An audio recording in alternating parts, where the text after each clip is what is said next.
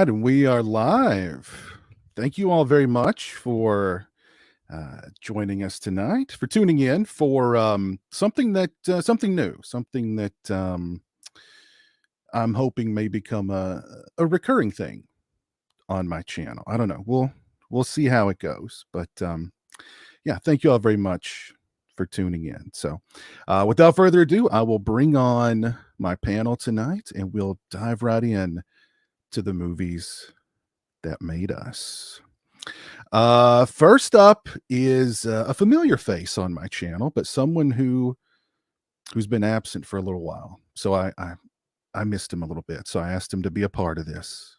From PlanetCHH. Oh, my old buddy Christian. How you doing, buddy? I'm doing good, Piz. It's a pleasure to be here tonight, man. Yeah, good to see you. How's everything going? Everything's going good, busy. We rescued a pug yesterday, believe it or not. So his name is Rodney Dangerfield. Nice. I'll have to send you some pics of him. He's sweet as can be. Okay. So we're tapped out on dogs, though, man. We have 4 dogs now. Oh, jeez. Oh, it's Animal House, literally. Yeah. Oh, man. Well, you know what? I mean, you guys got big hearts to take in all those dogs, but you know, it's difficult to turn them away. Trust me, I know. I'm the same way, but with cats. And Jeremy is difficult. There's an orange cat that's recently taken up around the house that Jeremy is all goo eyes for. So it's tough, man. Yeah, it's tough. But yeah, thank you for being here tonight, man. Always a pleasure. It's a pleasure to be here, man. I've known you for years now. It's always fun when I get together with you.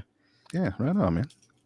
Also joining me tonight from the DrumDums YouTube channel, making his first appearance on my channel. Lee, how you doing, sir? What is up, brothers? How are you guys doing? Nice to be here. I've had Piz on my channel before. Yeah, I know. Yeah, so you return the favor, I see. Return the favor. That's right. Thank you for taking the time out to be here. Always a pleasure, brother. Always a pleasure. You doing good? Oh yeah, man. Nice, relaxed Sunday. Didn't really do too much. Did some editing. Got a Halloween video out. Who'd have thunk it? Other than that, yeah, it's good. It's good. Okay. Even though it's summertime, we're still in that. Yep, we're still in that fall atmosphere. Halloween is all year round, right? The gift that keeps on giving. The gift that keeps on giving. Right on, man. Well, thank you for being here, man. I appreciate it. Yeah, my pleasure, man. Always fun. When you invite me, I'm there. All right. Yeah, same here, man. Same here. Yeah. And joining me tonight, a fellow Kentuckian and a fellow physical media advocate and enthusiast from the MidLevelMedia YouTube channel. Ken, how you doing? Hey, man. Thank you so much for having me. Yeah, I appreciate right. it. Appreciate the invite. It's a pleasure. Yeah. Us Kentucky guys, we got to stick around. We got to stick around, but we got to stick together too. Yeah. So. Yeah. I've had you on a couple of round tables on my channel in the past. So appreciate you inviting me here tonight.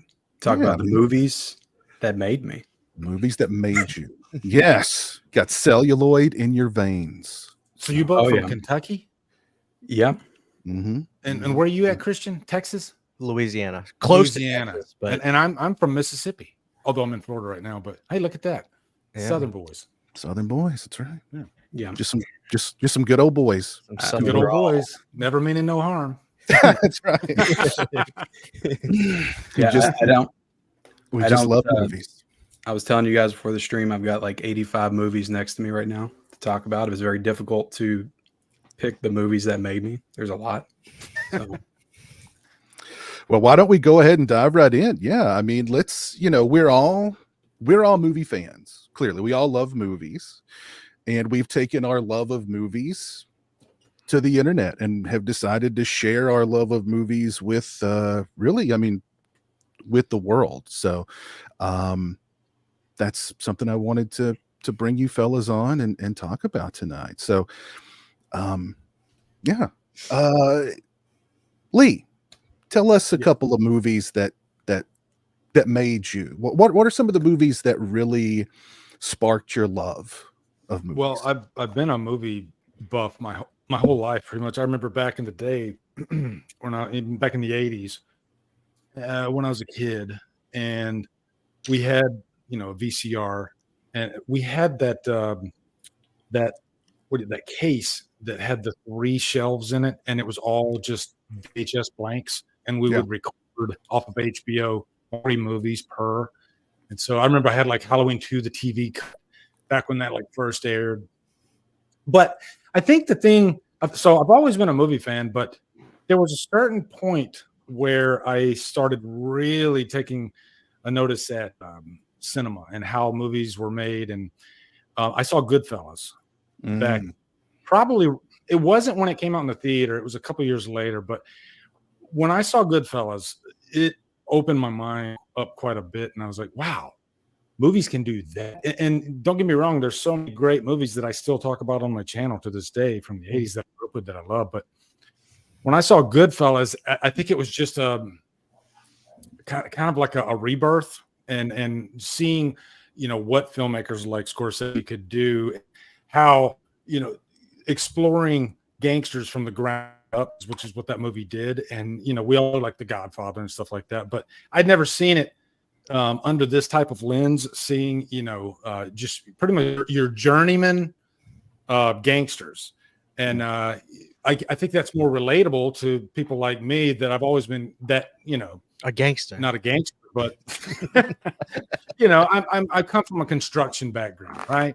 I'm not CEO of a major organization or anything like that. So yeah, and just the amount of violence and kind of combining horror, even though that's not a horror movie, but that opening scene when he opens up that trunk and you see him stabbing the guy, and I'm like, whoa, I've seen a lot of horror movies, but this felt real. Like, and I just felt like a chill, like I was witnessing something that I wasn't supposed to witness, right? And it opened my mind to, like, don't just depend on horror movies to completely screw you up. There's all different genres have that aspect to them. So yeah, I guess Goodfellas would be the first one I would go with, and the boring answer is Halloween. I mean, but I guess the funny thing about Halloween is it wasn't the first movie that got me into the franchise. It was actually Halloween 4, seeing it opening night in theater, and just everybody was ready for Myers to come back. People don't, younger people these days don't realize that we had Halloween 3. So Halloween 2 was 1991. So this was 7 years for the 4th movie. So Myers was coming back, and then the movie was awesome. And then just the experience in the theater, I just still remember to this day, everybody freaking out how great it was, and the ending and everything. And that was, I think, my first legitimate scare that literally like terrified me, and I had nightmares. And so yeah, I think those are the 2 movies that I can start with. Had like a big impact on me. Well, let me ask you, Christian and Ken, was there a movie early on that kind of opened your eyes to, like, wow, there's, like somebody really talented, like, wrote this and directed this, and like this cast is incredible. These actors are so good. Christian, what's the first movie that jumps to mind for you like that? I give my mom all the credit in the world. Rocky. First movie I remember vividly watching as a young kid. My mom talked about it for days before watching it. She worked me up before it, and it was so funny because we used to have Tuesday dinners at my grandma's house and Thursday dinners at my parents' house, and my mom was going to rent it for us that weekend. And this is like 97, 98. My mom started talking to me about this movie on Monday. We go to dinner on Tuesday, and my uncle is already talking to me and my family about part 4. And I just remember it sounded so silly at the time, but now I believe him. He was like, and everybody in my family called me Bubba, and I'll never forget. He was like, Bubba, you don't understand. When he fought the Russian, everybody was on their feet in the theater. It was like a real boxing match. And as a kid, I'm like, it sounds so silly, but I totally believe him. I totally believe him now that when he fought Drago, that people were probably crying and standing up and cheering Rocky on. But my mom worked me up all week to see Rocky, and as a kid, it was just incredible. Dude, I can attest to that. I was in the theater for Rocky 4. like I'd never seen an audience. I'm not shitting you. Yeah. And I think this is the only time I've ever seen this in a theater. The audience literally stood up in the They're theater on their feet. They couldn't started sit down. pumping. When and I remember the exact moment when he picks up the Russian and you hear the roar in the movie and he goes down on the theater, literally they lost it. They got up, they started, just going nuts. And I was just like, what? This is the most awesome thing I've ever seen. Yeah, it was. I feel bad for people that didn't get to see Rocky Yeah. That was the year I was born. yeah. And it's not your fault because, I'm wish old I as was fuck, there. so It's funny. I actually saw Rocky 4 before I saw any of them, though, because that was the one that everybody talked about. I felt like. Was there a movie that sort of opened your eyes to those things, Ken? So at a young age, I was exposed to Tarantino films. So I think the first one where I recognized, I was probably like 10 or 11 when I saw Pulp Fiction. Oh God. When I realized that somebody was like actually writing, or like a director's name was attached to a movie, because they would always advertise that. It was probably Reservoir Dogs was the first one. And those movies just felt different than anything I'd ever seen before, because they were referencing other movies, just the dialogue and the long scenes of dialogue that usually I would find boring, but he just made it so interesting. And the performances and the acting, and that was my introduction to Harvey Keitel, which led into From Dusk Till Dawn, which is another one of my all-time favorite movies. So I'd say Reservoir Dogs more so than Pulp Fiction. I didn't grow to love Pulp Fiction until later on. But Reservoir Dogs, I've definitely always loved. And also I would also say Clerks as well with Kevin Smith. That was an early one too. Yeah. It's interesting that you bring up Tarantino, because for me it was a movie that Tarantino wrote. True Romance was the movie that really, I didn't see that till way later. Same. That was the one where it was just hitting me from all angles. Like, God, the characters in this are so insane, and like the dialogue is, I've never heard dialogue like this before in my life. And like I took notice of like this director has some style. Like I'd seen other Tony Scott movies, but like for some reason it was really hitting me with True Romance. So I put it all together. Like somebody really talented wrote this. You've got an extremely talented cast, and you've got a director with a vision, and you put all those things together and you have magic. So that was the movie that really opened up my eyes to. And Reservoir Dogs, like the plot's simple, but just the way that he tells the story is unlike anything I'd ever seen. How he tells the first part, and then he goes back and gives you the backstory and all the characters, and then he tells you what happens after, and then the whole scene in the warehouse. It was just also intricately designed and laid out there.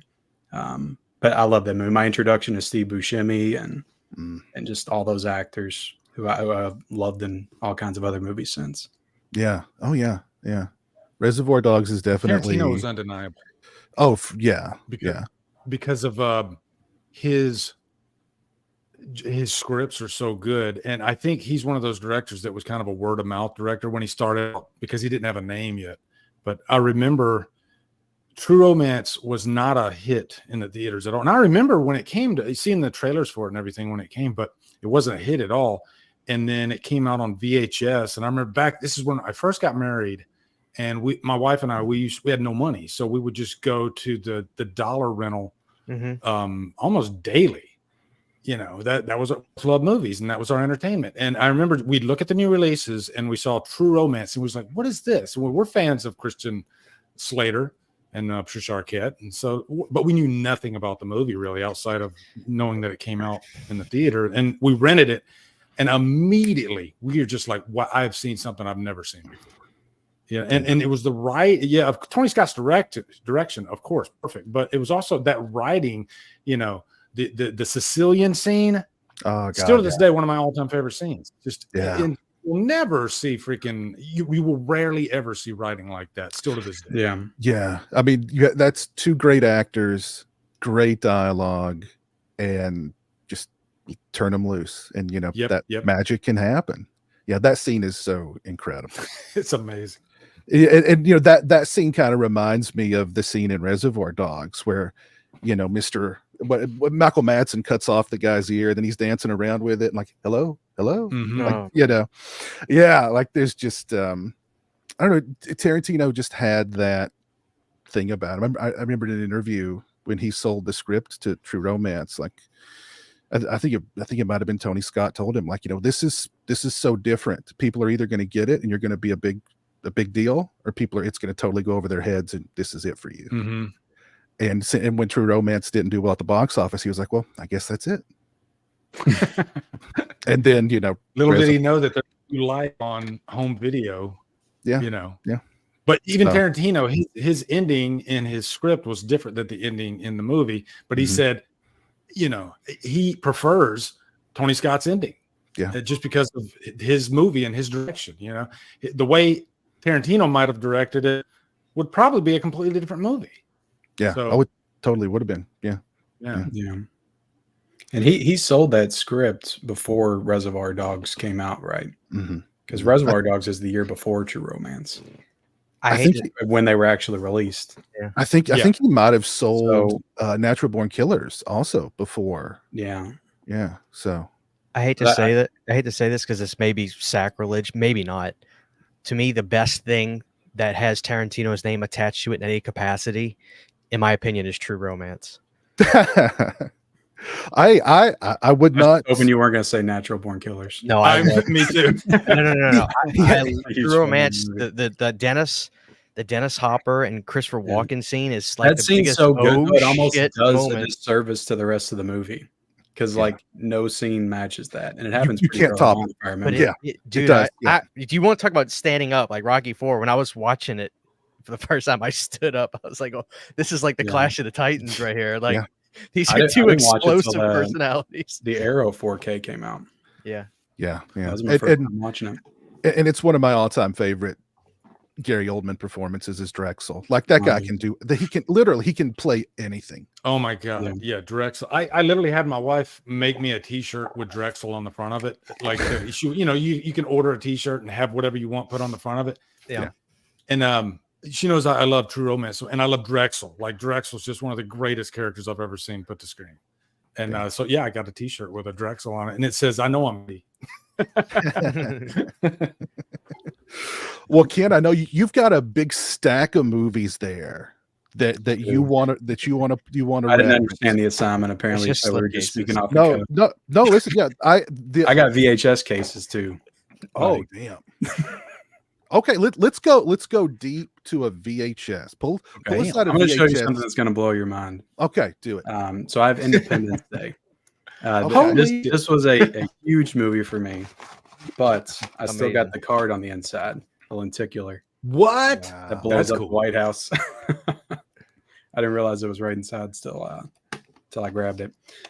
This was a huge movie for me. I was 11 when this movie came out, and I was obsessed with like disaster, alien invasion movies. At this time, I loved them, and I probably saw this movie at least minimum of 150 times when I was a kid. When I got this VHS tape, I think I saw it in theaters maybe 2 or 3 times. But Independence Day was just a kind of, you can watch it now, and there's parts that probably don't age the best. It's a little silly, but like when this came out, like Will Smith was just on top of the world, and Bill Pullman was just like the president, I feel like, in movies. Jeff Goldblum, like right off of Jurassic Park. I love this movie. I loved it. The build up, the anticipation to what actually happens, the actual destruction set piece moment. Fantastic movie. Yeah.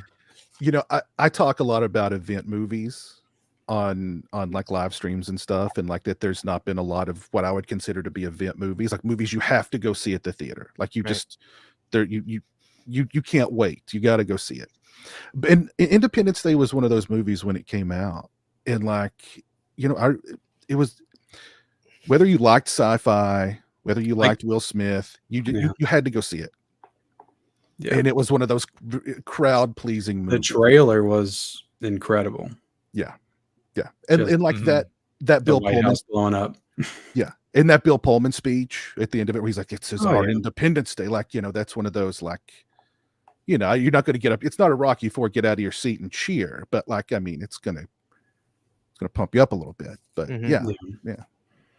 Randy Quaid, Oh yeah. Randy Quaid, the unsung hero of that movie. the unsung hero. That's That's right. Mhm. Yeah. That movie had the balls to go, like, especially these days. It seems like if you get like an alien invasion type movie, or just a creature invade, whatever, oftentimes they'll go for the Jaws route and not really show anything. But Independence does the whole package, and you got to see the aliens close That was up a lot. and practical.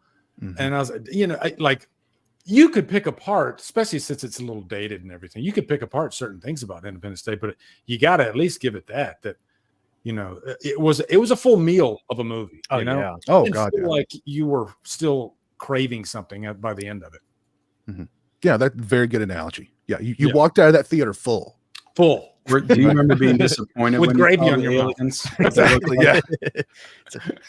What was that, Ken? Were you all disappointed at all when you saw the actual aliens, or did it meet expectations? Didn't No, disappoint me at not all. really. Definitely not as a kid either. No. I remember I was a little disappointed when they opened their head up and they were just revealed to be little midget aliens inside of a full bodysuit, Uh, like the actual aliens themselves. Well, Ken, that's how we are as well. You just don't realize it. Yeah, There's a little guy inside of there. well, that's Men in Black. Like Yeah. like Another Quado big movie. Yeah. from Total Recall. Got one on my back.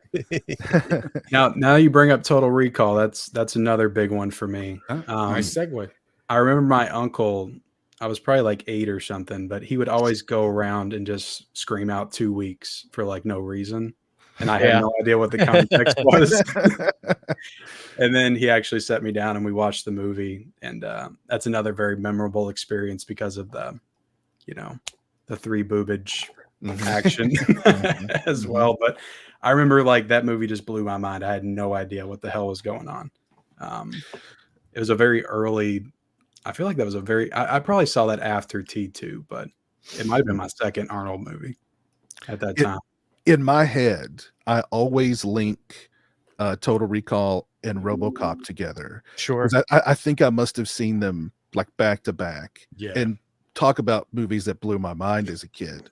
Like RoboCop was insane. That was like the most violent movie I'd ever seen up to that point. Yeah. And then Total Recall Recall. had some of the craziest special effects I'd ever seen at that point, where the woman takes off her head and Yeah, of that course was crazy. the 3 boobs, and you got Quado and just the Mars landscape, and at the Just end his when- eyes bugging out of his head. Yeah, exactly. I'd That never used to seen anything freak like me out when I was a kid, just watching it.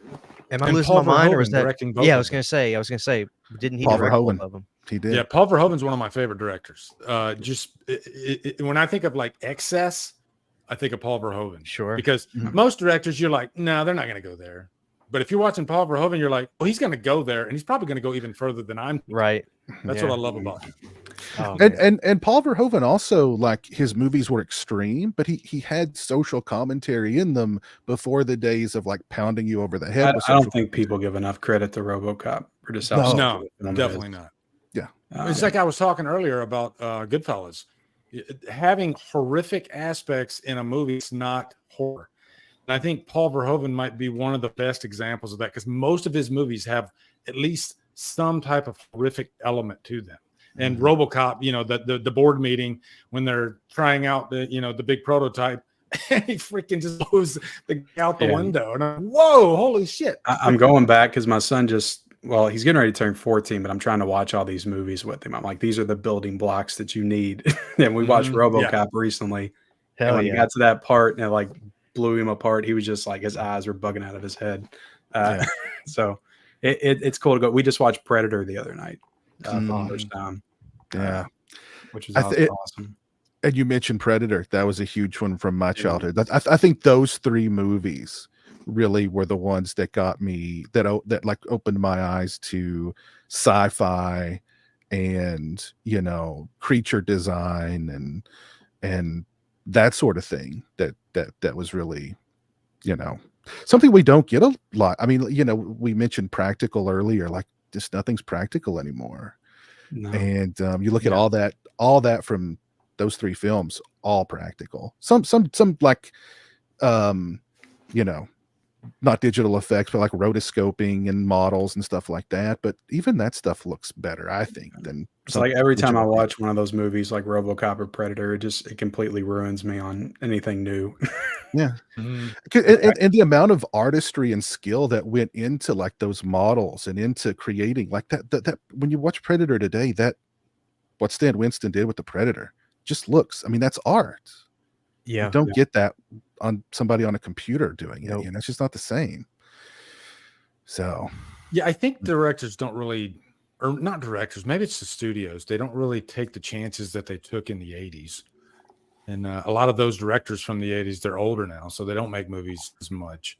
mhm. So maybe that's the reason why most movies you see these days, you pretty much know that everything feels kind of rinse and repeat these days.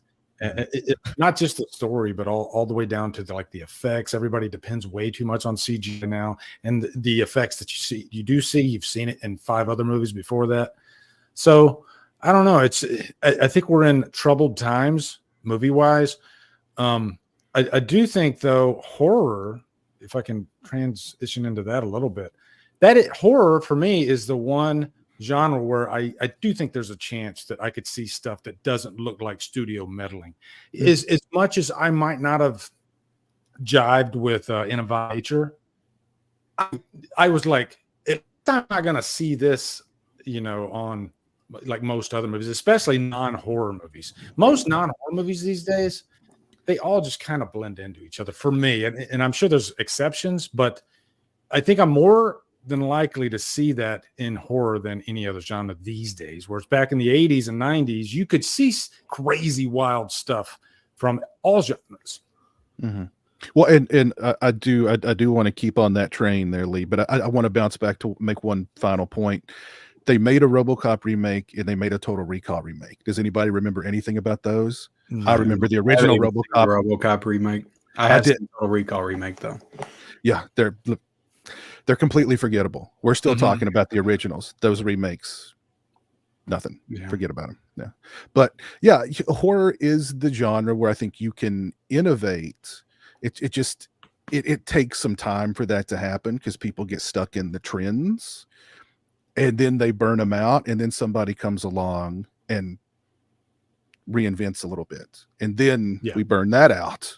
And then somebody comes along and reinvents again.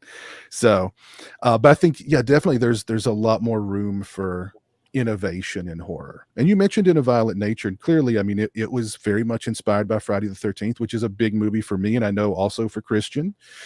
Yeah. But it presented that Friday the 13th kind of motif in a different way. You're following the killer. You're in the killer's mind. You're seeing how the killer plots and how he strategizes and how he dispatches literally over his shoulder.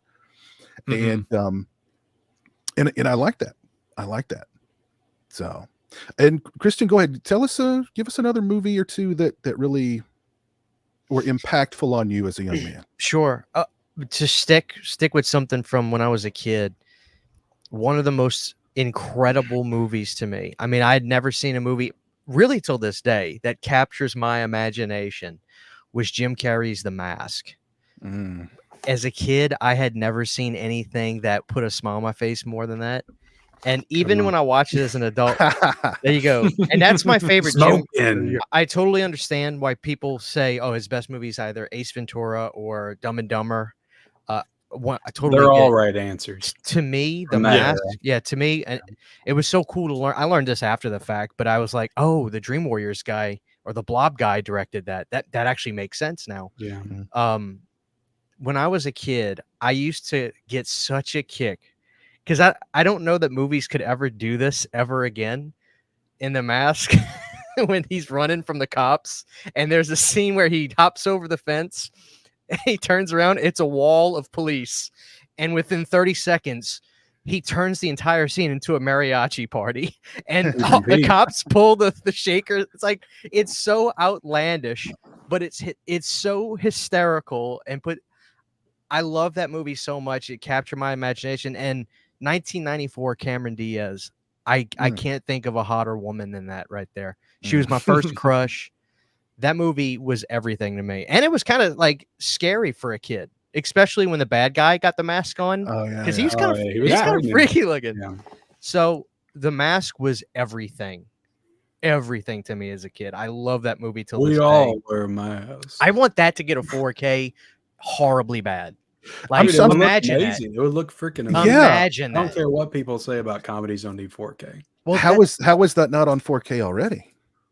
Yeah, I mean it's New Line, I think. So that Yeah, would it is. be It is Warner New Brothers.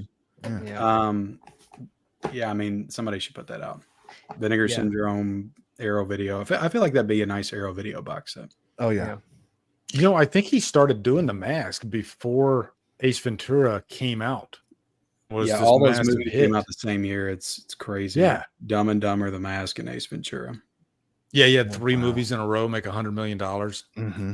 Oh yeah, God! I remember his rise. Literally, it literally seemed like he came out of nowhere and just exploded. And you know, it's so funny you bring up The Mask because just randomly, like literally, if not yesterday, the day before, the clip from Ace Ventura where he comes out of the dolphin's tank and he's like, "I am Heinzkitz Velvet," and like I watched that like 4 or 5 times back to back to back and just cracked up. And like I started thinking about like So good. what's my earliest memory of like because I was a horror kid. I liked horror, with the occasional sci-fi. Yeah. So like comedies and stuff I didn't even care about. But like when I saw Ace Ventura: Pet Detective for the first time, like that cracked me up. So that reminded me of like, you know, like Jim Carrey was like a juggernaut back in those the days. football tutu scene is the one that's the big thing. Yeah. And it's the replay. So it's so weird that you bring that up because I think Ace Ventura is probably the comedy that sort of got me like, okay, well let's watch The Mask now. Let's watch, you know, some other this Adam Sandler guy. What's he into? You know, and that sort of got me into comedies really. It's so fascinating to hear you say that because I was the opposite. I was not a horror kid at all. My parents didn't hide me from horror. I just never watched any of those movies. I was both until I was in my 20s. Horror, comedy. That's why I hadn't seen movies like Goodfellas or The Godfather until I was like 30 because that was literally all I watched. That was my entire movie diet. Yeah. Did you ever like when you did finally watch a movie like Goodfellas? Were you like, damn, what? Wait so long? Yeah, I mean, I was 33, I think, when I watched wow. Goodfellas for the first time. It was like 5 or 6 years ago. Wow. But I mean, I grew up with Tarantino, so there was some of those movies. Oh, of course. In my life. But for whatever reason, I didn't discover Scorsese until later on. Well, let me ask you guys this, because I know we're all big horror fans here. Was Ken, Lee,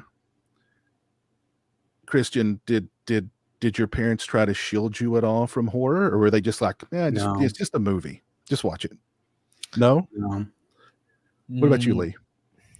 Well, I'm kind of like Christian. I wasn't, like horror wasn't my number one genre when I was growing up as a kid. I think I was more into like Christian there, Rocky. I mean, Stallone is like my biggest idol. And I was really into the action movies and Rocky and Rambo and all that stuff. So I was really into like comedies, like raunchy comedies, like Porky's. And I remember when I was probably around like 10 years old, my parents, they would watch HBO and I would sneak down the hallway and kind of poke my head over just so I could watch Porky's because it was like the forbidden fruit.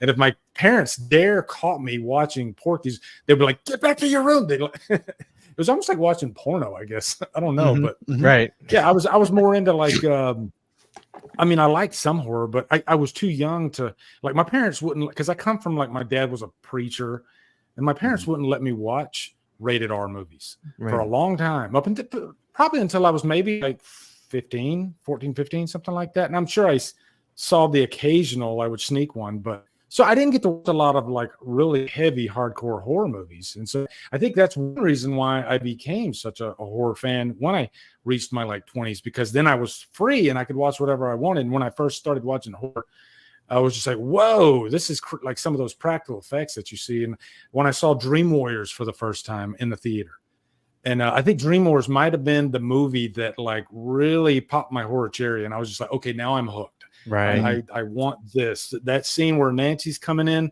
and Freddie meets her again for the first time. And he goes, you, oh my God, that was it. I was done. That was like the movie that got me. Awesome. But, Christian, what was the movie that popped your horror cherry? There's kind of two answers. When I was really little, for some reason, I guess my dad just liked the movie. I say little, I was like 7 or 8, and we watched it on the furniture TV. You know, the TV where you put your family albums on. Oh, we yeah. watched Cronenberg's Fly, and it ruined me as a kid. I couldn't close my eyes because I would picture Jeff on my wall, like on the wall in my bedroom, and it would freak me out. You picture Jeff Goldblum's face on the Fly. Yeah, it ruined it ruined me as a kid. But the movie that changed my world, so to speak, to where I was like, holy, like I'm hooked on this, was Nightmare on Elm Street Part 2. For sure. Hands down, there was that. And it was as simple as this. This was a few years after Rob Zombie's Halloween's came out and stuff, and I had saw that, his second movie. I remember seeing My Bloody Valentine, which all my friends, we went to go see that in 2000. Oh, we were yelling and screaming in the theater. That was so fun. So it was a little bit after that, my brother took me to Spirit Halloween, and it was just an innocent trip to go and look at stuff. And for some reason, it was just one of those things where I was enamored with everything I was seeing. And I was telling my brother, I was like, Trey, I don't think I've really ever watched a lot of these movies before. He's like, well, you should watch them. So my mom used to work right next to a Blockbuster. So I remember I got home that day. And I was like, hey, Mom, when you leave work tomorrow, she worked at a school, so she could get out and get to. I said, can you pick up a Nightmare on Elm Street for me? She said, no problem. She came back that I was at home because I was a senior in high school. So like I would get out of school early. And she came home and she was like, hey, somebody was renting Part 1, so I got you Part 2. I was like, I don't care. That's fine. So I watched it at like 10 o'clock at night. And when Freddy burst out of Jesse, I remember Robert Russell described the movie theater like everybody was silent because they were in shock. That was me. I was watching it like, what the hell is what in God's name is it? This is crazy. It blew my mind. And I was like, I'm hooked. So, I mean, that's still my favorite, A Nightmare on Elm Street film. And literally from that day, I was just off to the races. And I hadn't stopped watching. And I dove into all of it, started buying all the movies and stuff right after that. I got hooked on it. So that's my gateway movie for sure. Awesome. Very cool. Yeah. Very cool. What was the horror movie that popped your cherry, Ken? Yeah, going back to your original question, I was never shielded from horror. I mean, I was watching horror movies at probably like 8 or 9. I'm not really sure why, because I don't consider my parents to be the most liberal. Like we would go to church on a Saturday night. I grew up Catholic, and we would stop at the video store and they let me get whatever I wanted. I have very early memories of Psycho, watching that very young. Also, 1990 was a big one because I remember when that was on TV and the whole family was out in the living room watching it. And I came out and I saw Pennywise come out of the shower floor and let those teeth come out. It scared me to death. So I'd say that those two were my initial first memories. And I can't remember. I know Freddy was very early too, but I can't remember exactly which one I started with. I want to say it was Dream Master or possibly even Freddy's Dead. Hell yeah. Freddy's Dead. I know you. I That's love got to be Freddy's it, Ken, because you love subconsciously you wear your Freddy's Dead shirt a lot, and it seems like that's the only movie you buy shirts for. So maybe it was I love the movie. I still love the movie. Hey, that's Jeremy's favorite too. So hey, Because as a kid, that was Freddy like not as scary, so it felt more accessible to me. Sure. And He's a bus then driver. I kind of came into it. Like we went to Nightmare Forest. I remember when I was a kid, and Freddy drove a bus. In that, like you got on a bus, and that's from Nightmare 2 probably. But I remember him driving the bus in Freddy's Dead as well. Yeah. The Gate was also another one I remember. Oh, dude. At a very young the age, Gate, those yeah, little great one. creatures going up on that kid when he fell down the hole, like that gave me nightmares. So that's the And one the I Gate remember specifically giving me nightmares. what was that, Lee? The Gate, that was PG, wasn't it? Yeah. Because there were a few PG horror movies, of course, Jaws, that I watched. But also, I was going to say I'm the Halloween guy right now. Like Halloween's my franchise, but it was Freddy that got me before Halloween because I remember renting part 2, and that opening bus scene, like Ken mentioned there, that to me, I think the open bus scene in Nightmare 2 is my favorite dream sequence out of the entire franchise. It's definitely the scariest, and we can all relate to riding a school bus, and we've seen crazy shit happen on a school bus, I'm sure. So I think that just taps into all those fears that we already had about school buses. So for them to like be alone, just a few people on the bus, and then Freddy slowly coming back, the lights dim, and it's simple. It's a pretty simple nightmare sequence. But I remember as a kid, like I was like the second to last kid off the bus. So I would always think of that sequence, like right before I got dropped off. I'm like, is this driver just going to drive off? Well, see that's more horror movies based on school buses. It would work. That scene got to me because one time I don't know what I was doing, but like I completely missed my stop. So the bus just kept going, and I didn't realize like I'd missed my stop until like we were way down the road. And I went, wait a minute, none of this looks familiar. Like, where are we? And somebody was like, "Oh, well, your stop, you missed your stop, dummy." And like I was just a little kid, and I was like, "Oh shit!" Like luckily one of the older kids was like, "Hey, you missed his stop." And the bus driver was like, "Well, just get out here." So he just let me out in the middle of nowhere, and I walked home. So yeah, like when I first saw that for the first time, I remember like thinking about like, you know, how freaked out I was that I'd missed my stop, and Freddy zooms right by Mark's stop, you know. Yeah. You mentioned Halloween. Halloween was one of the few horror movies that I was allowed to watch as a kid, because Halloween for my mother's generation was like Scream for, I guess, my generation, really, the 90s people. So it was okay. It was safe. You know what I mean? So one of the earliest memories I have is of watching Halloween 2 with my mother. And when poor Ben Tramer meets his end, shocked me. Still shocks me when I watch that movie. That poor bastard, Ben Tramer. But like I just remembered like the double, like he got hit by a police car. He gets smashed into a hippie van, and then everything explodes. Like, my God, how could this guy die any freaking worse? Like, that was just horrible to me as a little kid. And Myers didn't even kill him. Myers, no, just bad luck, just not looking both ways before you cross the street. I think that is probably what I always look, both left, right, and left again before I cross the street. It's because of Ben Tramer. What if Ben Tramer, what if that's like a Final Destination crossover, and he's actually in a Final Destination movie, and that's his kill? And it happened to be in Halloween 2. Did you hear that, Jason Blum? Don't give him any ideas, please. I know. The crossover we need. Oh, by the way, I was going to mention this a little earlier when we were talking about Friday the 13th, but Eric Anderson, Rob Dyer. He wasn't that old. Man. Yeah, from the final chapter has passed away, unfortunately. I heard it was cancer. Oh, God. I met him. He was so cool to me. Wow. Yeah, I got his autograph. I got to pull it out now and hang it up. It's sad. I've got a mortuary on my wall of Jason's. Steve Dash, CJ Graham, it's Ted White up there. It's sad. Yeah, very sad. Son of a gun. Yeah, never had a chance to meet him though, but always seemed like a nice fellow. Incredible guy. Yeah, really he seems cool. really cool. That's too bad. Tall too. He's a tall guy. Really? He was tall. Yeah. I was surprised how tall Ted White was when I met him. Like he was older when I met him, of course, but like he was huge. He was a mule. Yeah. He was huge. Yeah. He was probably 80 plus when I met him, but I was like, he could kick my ass if he wanted to. Yeah. So I was surprised how tall Kane Hodder was. Oh, he's just shoes a wide looking guy. So I thought he would be like maybe 5'9", something like, but he's like 6'2". He was really nice though. Apparently Michael Berryman is watching tonight. Oh yeah. If this is the real Michael Berryman, welcome. Man, we have had Michael. we have had imposters in my chat before, but I'm going to give you the benefit of the doubt, Mr. Berryman. I love your work, sir. I love your work.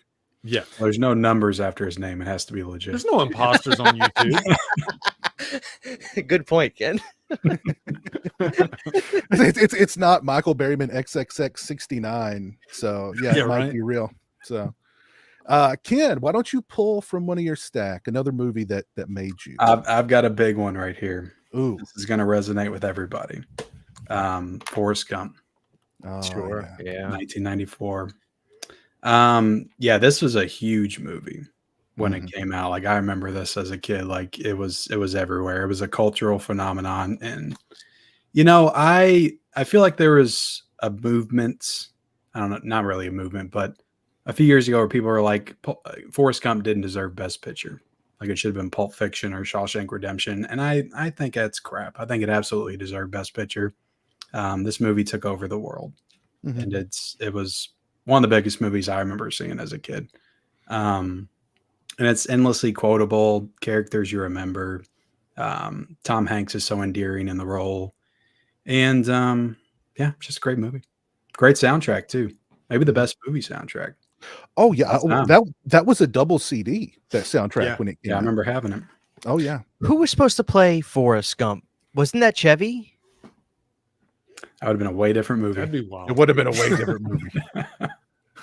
I read it, but I don't know if that was true or not. But I heard Chevy turn that movie down. Wow. Can you imagine Chevy Chase as Forrest Gump? And I'm a huge Chevy fan, but that would be a weird casting. I think the Jenny story would have ended differently. He'd been like, I think there's one person that could have done that movie besides Tom Hanks. Tom Hanks. The person that would have been able to pull it off, in my opinion, would have been Robin Williams. I think he could have done it. Yeah, he could have done it. Yeah, actually, it still would have been different, but I feel like Jim Carrey could have done it too. Alrighty, he was busy that year again. he was very busy.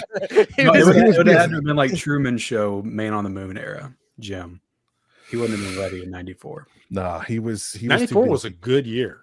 I was going to say 94 was a damn good year. Because that was also the year of The Crow. Yeah. Time Cop and Street Fighter for Van Damme. Demolition Man. True Lies. Man's 93. That was a big stacked year for the Oscars too. Like there were some. The Specialist was 94. I'm sorry. Keep me on my toes, Ken. I'm sorry. Yeah, that was a big. Was 94 I got another one for 94. This is a big one. Oh, go ahead, Ken. Oh God, Speed. I was gonna say Speed. Yeah, this is my favorite action movie. Yeah, it's awesome. That's your favorite? Wow. Hands down, Christian. That's a good answer. I respect that. Speed is amazing. No, I remember when it first came out, like nobody thought it was gonna be like this massive hit that it was, which I love when movies kind of creep up on you like that. But man, what a ride that movie! Like literally, that movie was a ride. From start to finish. Lee, let me ask you something, Lee, because I was a baby during this time. But was Keanu not? Let's look at the trajectory of his career. Bill and Ted again. Dracula. Was he when he was going to be in this action film? Much less Jeff Daniels was in it. Was it just like a what? Was it kind of like a Michael Batman thing? Like what? No, I don't think it was a what. It was like, oh, I could see that because he was really young at the time. Keanu's had a few, like he'll do a movie that's really big, like Speed, and then he'll have not a drought, but he'll have a bunch of flops, like Feeling Minnesota, stuff like that. He'll have a bunch of flops, and then you think, okay, his career's over, and then boom, Matrix. Yeah. That was Keanu Reeves, and then Matrix would come out, and it would be a phenomenon. You'd have a couple of lake houses, go through the same trajectory, and then, boom, John Wick. But he always comes back. He always comes back. Yeah, I was gonna say like he's had such an interesting career of like these huge highs, followed by like Speed. Johnny Mnemonic, you know what I mean? Like The Matrix, The Lake House, and like he just it's all over the place for him. But like he's still just one of the most beloved actors. I mean, of the past, since the 80s, really, so really. Somebody's mentioning Point Break in the chat too. That's a good one too. Point Break. Yeah, I guess that would negate my question really, because after that was all that. Yeah. You know what he did? That was a big part of my childhood as well. My friends loved it. This is where a bunch of white kids going to a private Catholic school, started listening to the notorious one, was Hardball. We watched Hardball all the time as a kid. That's where we heard Big Papa for the first time. And we love that song. G Baby. That was a great movie. But I don't know if that was a hit or not. That might have been kind of I don't think it was Hardball. Yeah, that was I remember watching it, maybe. Yeah. I don't think it was. No. The Devil's Advocate was a big one for him. Oh, that was a big one I too. think. I remember watching that. Vanity. That was exactly. My Oh my favorite. God. That was one of my first Al Pacino movies too. when he was he's the devil, right? Yeah. Oh man. Yeah. My mom loves that movie. Yeah, it's Loves good. that movie. It's a good Charlie one. Theron is in it. Charlie One of her Theron's in first- there. Yeah. It was one in of her that first era movies. where Al Pacino was like so over the top. Like he It's- was yeah, full he- Pacino. at This that time. is in Devil's Advocate that like it's like 45 minutes at the end of the movie of him just over the top, just being It's fantastic. Pacino to the max, Oh man. just keeps going and going and going.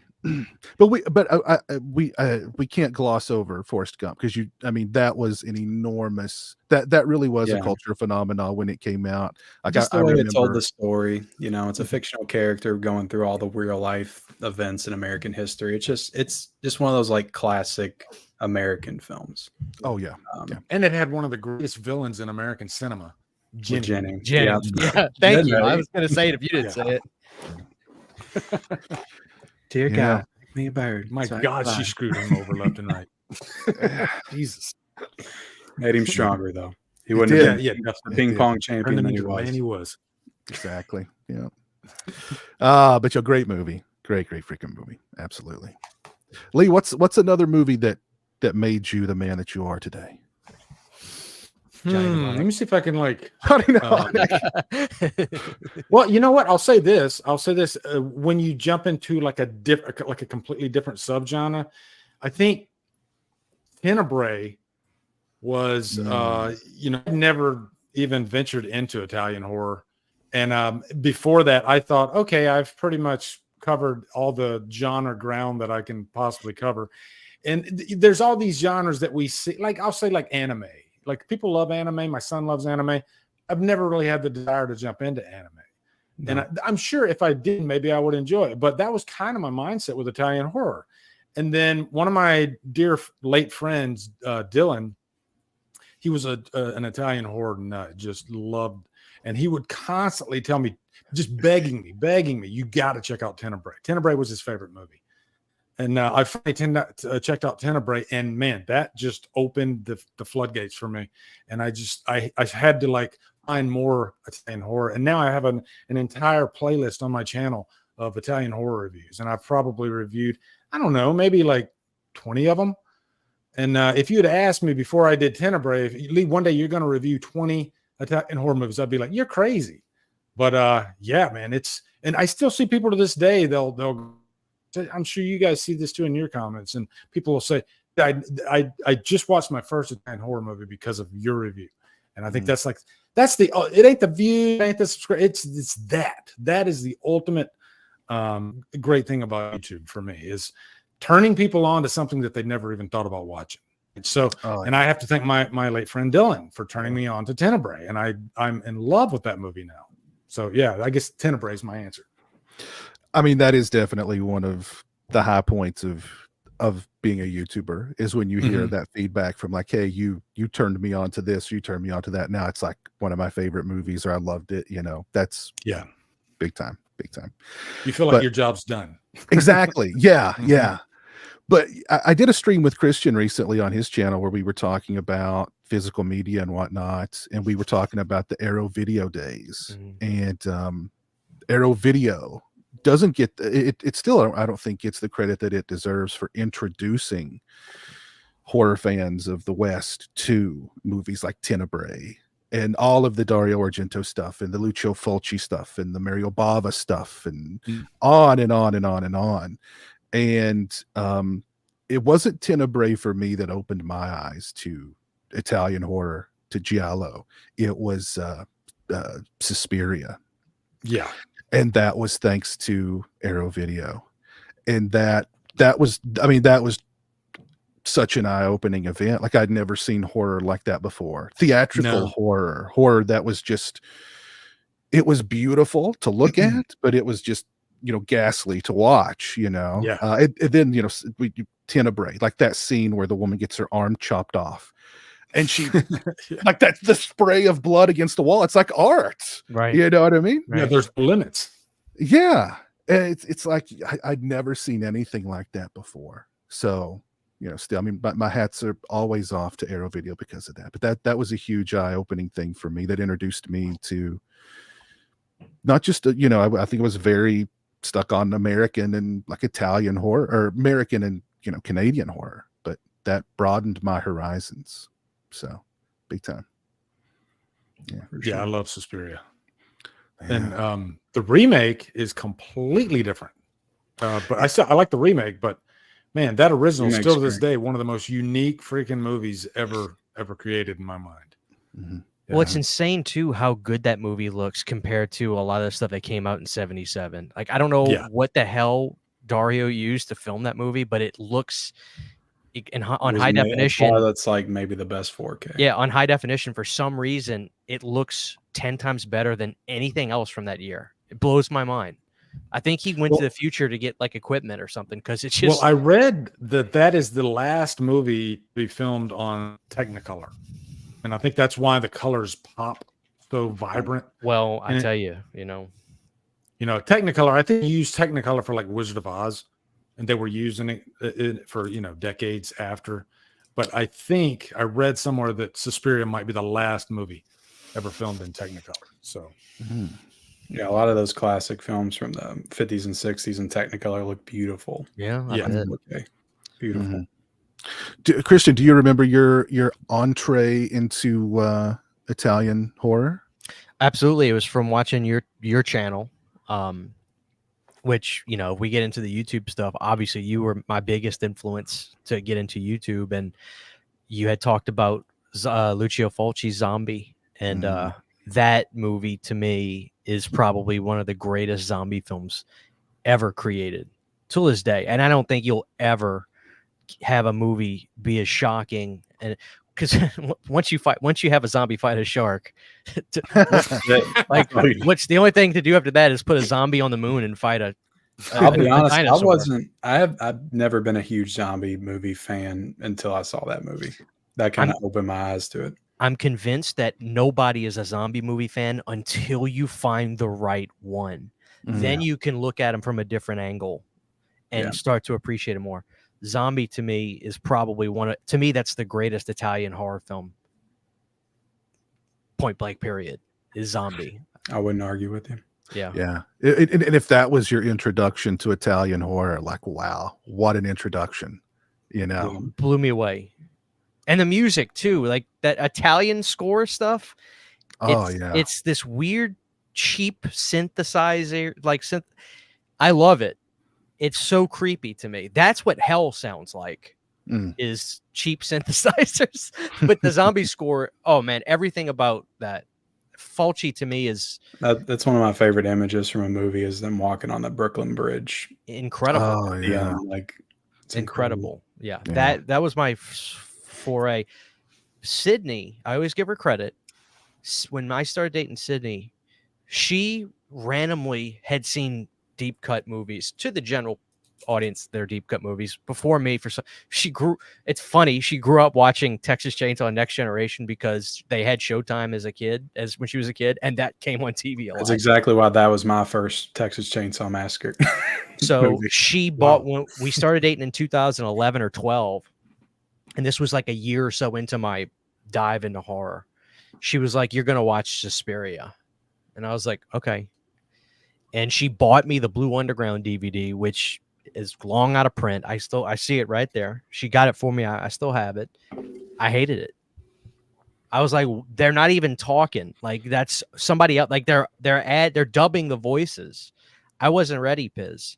I actually tell some people, you kind of need to watch if you're very, very new in horror. And I say this is somebody, that's not claiming to be an expert, but just I'm giving you my perspective. Don't jump right into Italian horror movies, right? Because I don't think you'll like them. I think you need to experience some different stuff. Maybe even watch some stuff that's just subtitled, Like go watch Audition or Dark Water and get accustomed to just that. Because years later, obviously I went back and watched Suspiria in like 2018. And then I was like, I'm an idiot. This is incredible, you know, like, but I wasn't ready. You know, I just wasn't ready. And my wife still doesn't forgive me for it. If I ever wear a t-shirt of Suspiria, she goes, you know, she just gives me shit. She gives me shit for it. But no, I give her credit. She was like, no, she told me you're just not ready. I had that same experience with Dario Argento's opera. I rented it from the video store under Terror at the Opera. And I just thought it was going to be another slasher movie. This was before Suspiria. And I wasn't ready. Yeah. I wasn't ready. I didn't appreciate it until after I saw Suspiria, and then I went on to see some other Argento stuff, and then I came back to opera. I was like, wow, okay. That was my fourth Argento movie, and I don't remember liking that one at all. And I want to go back to it and revisit it because I also don't remember liking Phenomena, and I love it now. So I want to go back and revisit that one. The Creeper's Cut of that movie is my favorite Argento film. Oh, okay. I love the Creeper's Cut. Cuts out all the fat. Iron Maiden, Motorhead soundtrack. The Goblin score in that is Pit. that shit insane. Great soundtrack. The Death Pit in Phenomena Creepers is one of the most disgusting things I've ever seen in my life. Yeah. Who's coming up with this stuff, man? You know, it's disgusting. It is disgusting. I love it. Well, that's a trait that you see in like Italian horror movies that you normally don't see with others is they'll be doing like a scary scene or whatever, and then out of nowhere some like heavy metal music will come during the kill scene, like an opera. Just Lemmy playing over a kill scene. Yeah, I'm like, what is going on? Usually there's some kind of, you know, really chilling. Jennifer Connelly's just like walking through the woods, Motorhead, so slowly, and all of a sudden, Iron Maiden starts blasting out of nowhere. Yeah. Like if this was Halloween, it would be slowed down and. But you know, that's cool though, because I think that was a way to bridge a gap. I mean, God knows I would love a music from the motion picture for Demons or Demons 2, you know, to have the Cult and Motley Crue and Go West. I mean, yeah, those are great movies. I tell people if they're going to get into Italian horror, go watch Demons. Yeah, they have a Motley Crue deep cut in there too, by the way. Not a song that you ever hear on the radio. I know, right? I'm wondering if that's what the record company was like. Well, you can't have, you know, you can't have smoking in the boys' room, but you can have Save Our Souls. Yeah. And I'm like, that's what I want. Yeah. Dr. Feelgood's going on the album. You can have this. This is our B-side, you know. Yeah. Well, it's like Pledge Night has a deep cut for Anthrax on it. And I'm a big Anthrax fan, but it's really cool. But it makes me chuckle. It was like, what's the budget? You can have the last track off of the record. One of the dudes from Anthrax produced that movie. Oh, there you go. Maybe that's just the song that he liked. I don't know. Well, that's one thing I love about a lot of horror movies that have metal is oftentimes it's bands that you probably never even heard of. Like me and Christian, we talk music all the time, and he turned me on to like White Sister that was in Halloween 5 and great the April Fool's movie. And and there's so much great music that you would have never even thought to try out, like Fastway and Trick or Treat. Still to this day, I've never not really listened to anything from Fastway outside of the Trick or Treat soundtrack, and that's literally like one of my favorite like metal soundtracks. Oh, please do. The first record, Lee, is the best barroom blues rock and roll. It's it looks like a checkerboard. It looks like Rallies or Carl's Jr. The restaurant. The album looks like that. It's the best barroom blues rock record you'll ever hear, and I believe that was Fast Eddie on drums, if memory serves, from Motorhead. So yeah, the first record from Fastway is their best. It's so good. Nice. Well, let's go around the horn one more time with movies that made us, and then I want to talk to you guys about what got you into YouTube and our YouTube journeys. Sure. Ken, get us started. Give us a real banger out of that stack. Pull out Serbian film, dude. Just pull it out. That probably would have. He's like, no, Human Centipede. This is Necromantic 2. Oh, Jesus. This is another Robert Zemeckis film. Very special movie to me. I've probably been watching it since I was 5 or 6. But Who Framed Roger Rabbit is a big movie for me. I wasn't expecting you to say that. I wasn't either. This is maybe top 10 of all time for me. I love this movie. Okay. It just felt like something different when I watched it. You know, the mixing of tunes and live action. It was I think the first of its kind. I mean, just the way like you watch how they made this, and it's just like they would never put the amount of effort and work into a movie nowadays that they did with this one. But really just cool, like classic, like Hollywood neo-noir story, you know, with this cartoon rabbit as the lead. So it's kind of disguised as that, but it's a great movie. I love it. Did Christopher Lloyd haunt your dreams as a kid? Oh, absolutely. I mean, you want to talk about like freaky, man. that made me like this. This is maybe like the most horrific imagery of scariest horror really movie is. moments of all Yeah. time. Remember me, Eddie? That ruined me as a kid too. Yeah. The What are dip, some- like the scene with the boots and the dip, Oh God. even yeah. a haircut. Yeah. What are some now that we're on this topic? What are some like non-horror movie moments that really freaked you out as a kid? Because I can think of one off the top of my head that still like is haunting. You mentioned Roger Rabbit. That was definitely was a That's good probably one. number one. What Lee, while you and Christian think, I'll throw mine out there, and it's from oh God, which Superman is it from? It's the one where the woman gets sucked into the thing and she gets like turned into The Phantom like Zone? a robot. Is that it? Yeah. She gets all that like metal stuff stuck on her.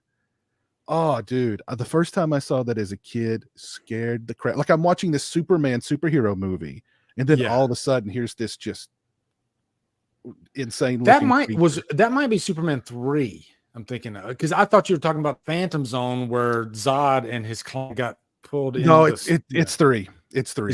It's 3. Yeah. That freaked me out. And like I saw a clip from that not long ago, and I was like, damn, that still looks pretty damn freaky. So it's like, One of my I get why that favorite scared me. critic blurbs that you read off of Rotten Tomatoes for like those old 80s movies is from Superman 3. And the line goes like this: Charlie Chaplin inspired intro followed by 2 hours of dog shit. Yeah. I think that's the worst Superman movie. I think 4 is better than 3. Well, I can't hate a canon film, so 4's always going to be in my good graces. I thought 4 was all right. Yeah. I really I love can't it. hate if it's canon. It's automatic 3 stars. I don't care. They brought back Gene Hackman. You got Margot Kidder in there. I don't know. I thought it was okay. I got one though, real quick. Go for it. Don't tell mom the babysitter's dead. The babysitter used to freak me out. Like when she comes up to the window to pull the kid out by his ear when he's like making out with the girl. That always freaked me out. I have one. Oh, go ahead. It's this movie right here, King Kong, 1976. Okay. I remember watching it on TV, on the little 19-inch tube TV back in the day. It used to come on, I think NBC, whichever station aired it.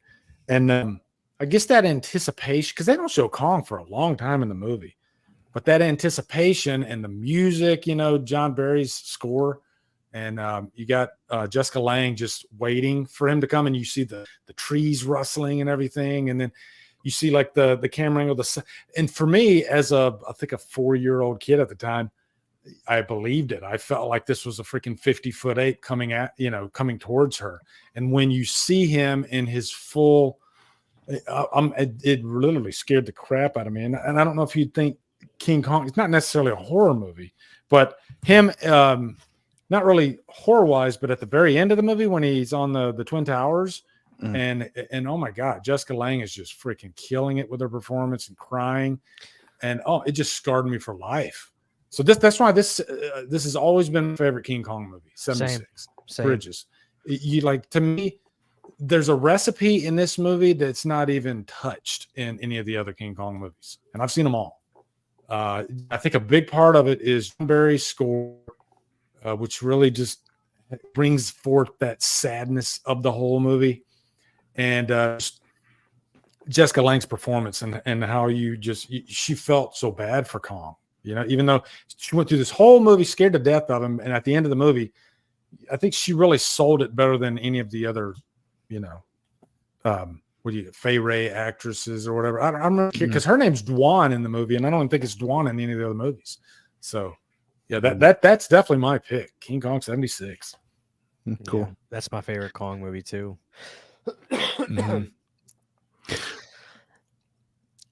Mine is from it's a Christmas movie.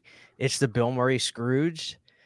My dad rented it for me as a kid, and when he sees his boss as a zombie, it's actually it's one of the better zombie makeups I've ever seen.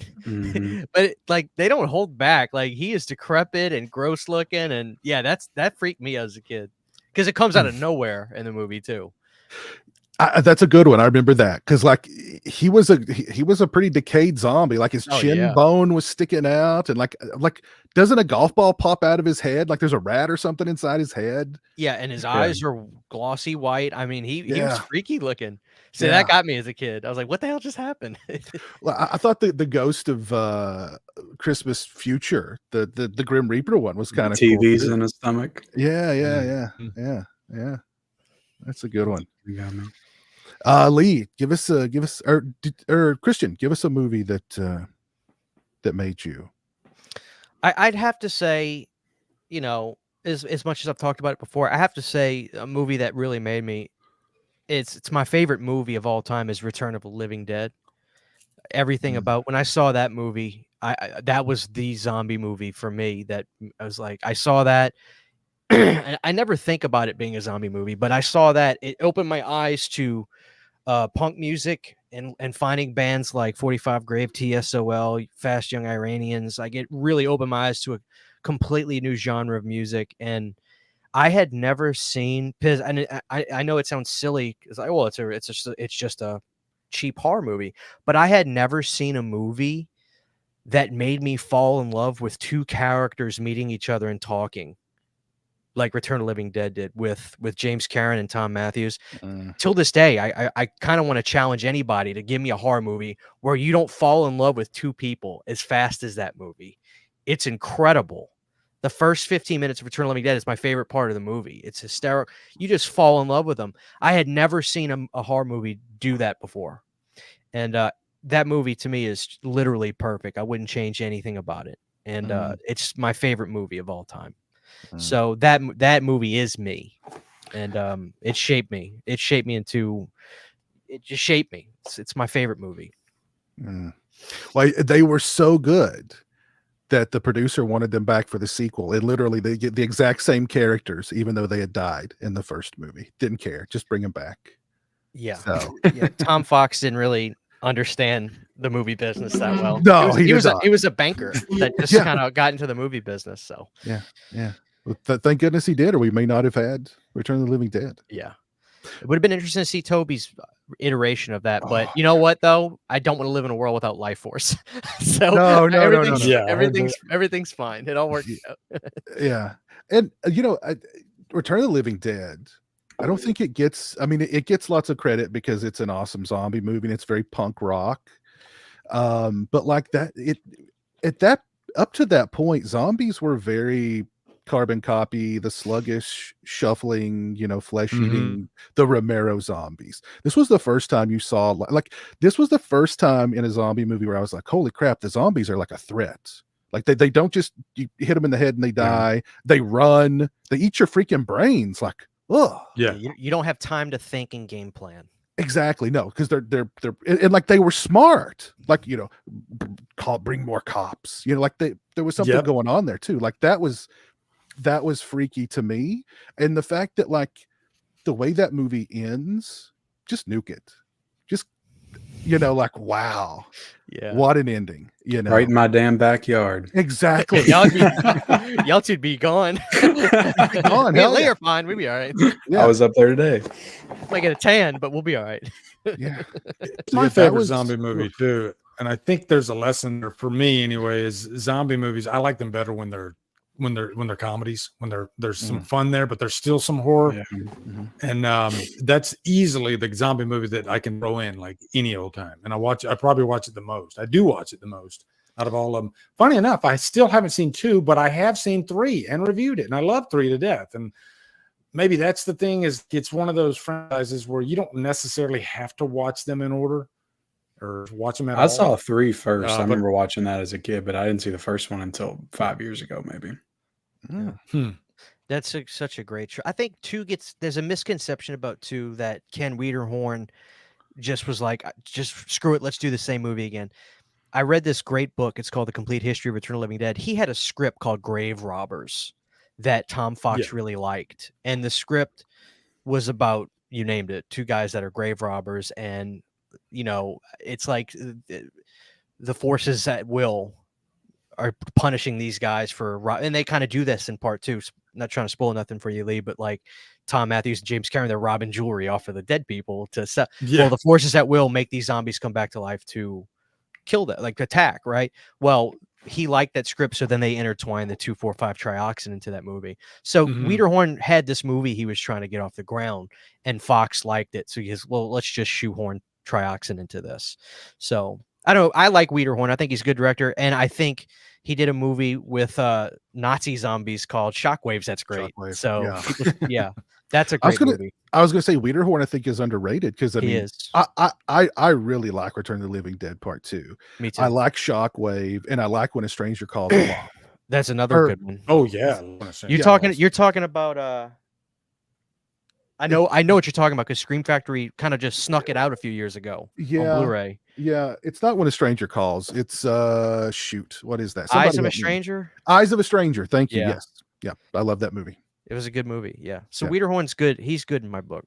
Yeah, I agree. Right on. Did we go around the horn? I think everybody did, didn't we? I think so. Yeah, we did. Okay, cool.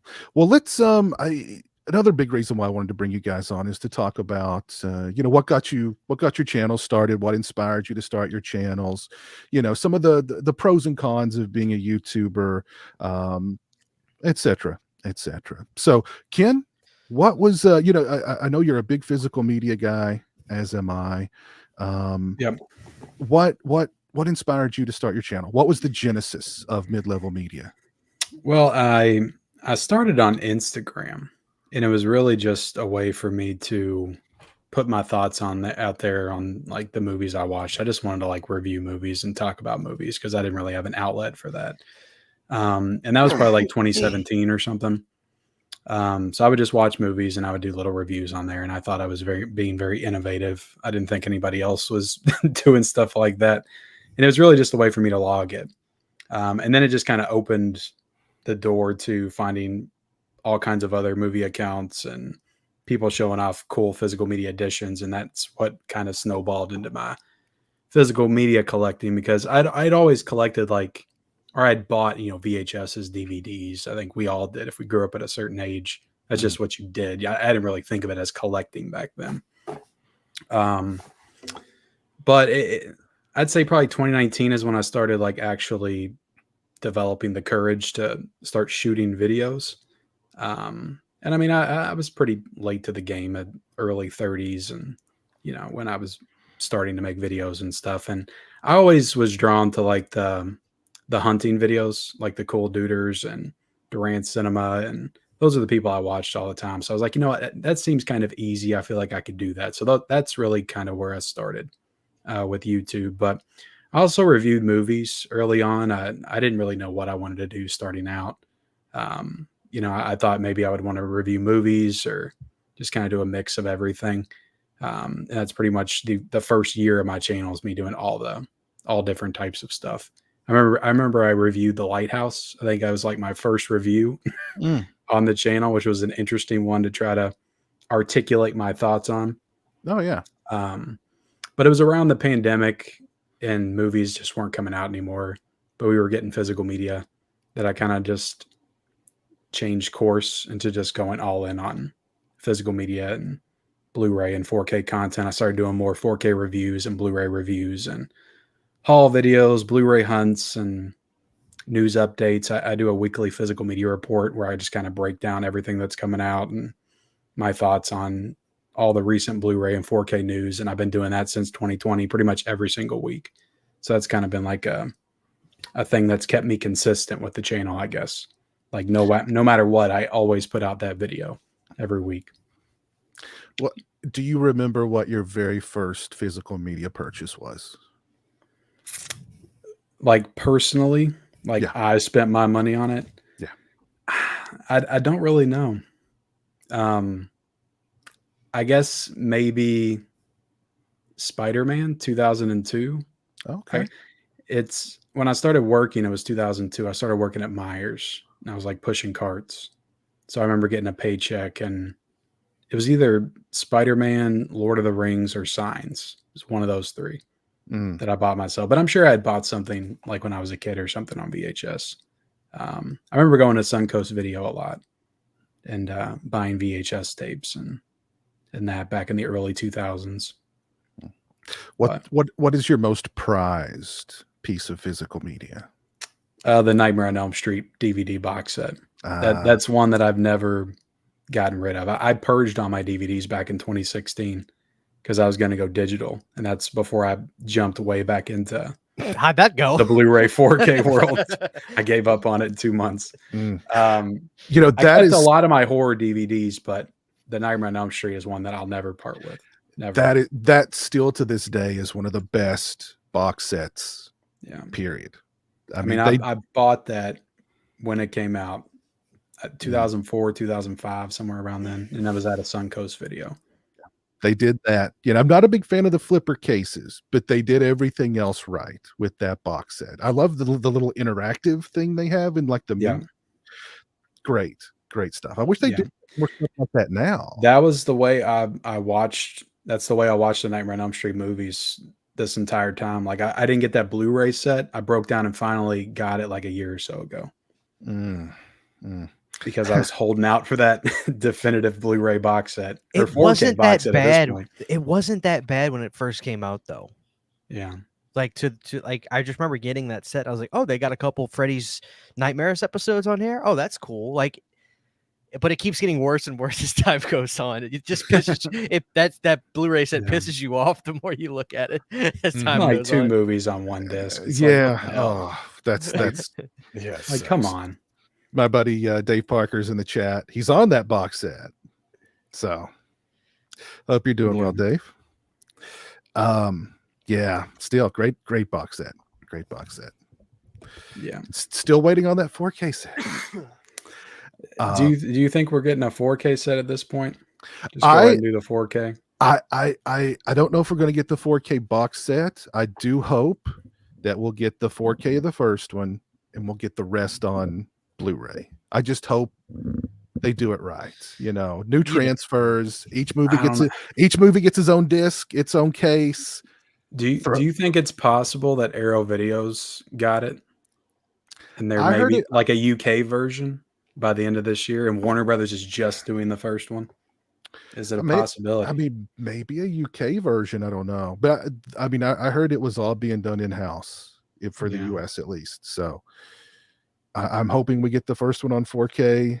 We're going to get the first one on 4K. I'm just afraid it's going to be like the Rocky box set, or not box set, but just the case. It's going to look exactly like the Nightmare on Elm Street Blu-ray set. It's just going to be 4Ks inside of a case, one case. Maybe if you're lucky, it'll be like the Superman set, individual 4K cases. I don't know if they'll do 4Ks for all of them. I really don't. Because I know Warner Brothers. I watch them. I see their patterns, and that's the kind of shit they put out. At least we're going to get the first one. Did they do a 4K for the remake? Didn't they announce that or something? There were some people that have scoops that announced it, but it's nothing's been confirmed. But I don't know. I pray to God not. If they only do the first one in the remake on 4K, it's like Jesus. They have to know better than that. Well, you would think they're doing it in house, and I mean, it's just like it depends on who they get. No new special features. I seriously doubt there'll be any new special features. I think the what we can hope for is at least they'll have the series on there. At least they'll have the series on there, and you know, if they're going to do anything new, do like a 40th anniversary thing, and they interview people, and like there's a Wes Craven tribute, and you know, do something nice. You know, it's 40 freaking years. You know, but it's like after Never Sleep Again. It's like, what else can you do? What else exactly? Yeah. So.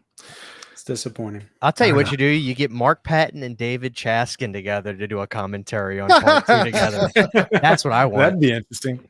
I would love. Mark's like they were purposely trying to make me, and David's just like, no, they weren't. God damn it! They just argue for 2 hours the whole commentary. That's what I Mark want. Patton documentary. It's Yeah. really good. I've watched it a couple times. Yeah. Oh gosh. Did they Ugh. ever put the Freddy TV show out on Blu-ray? I know that was They- like They announced it and it got. They got pulled. Okay. So that's why I think they're going to put it on the box set, because they were going to put it out individually, but then they pulled it. So I mean, why would you pull it unless you were going to do something else Right. with it? So We'll see. we'll see. Fingers crossed. Fingers Mhm. crossed. Lee, what was? Tell us about the genesis of DrumDums. The Genesis. Well, Ken just mentioned like Durant Cinema, and I sparked one. I was like, yeah, me and Durant kind of started around the same time, Yeah. around 2015.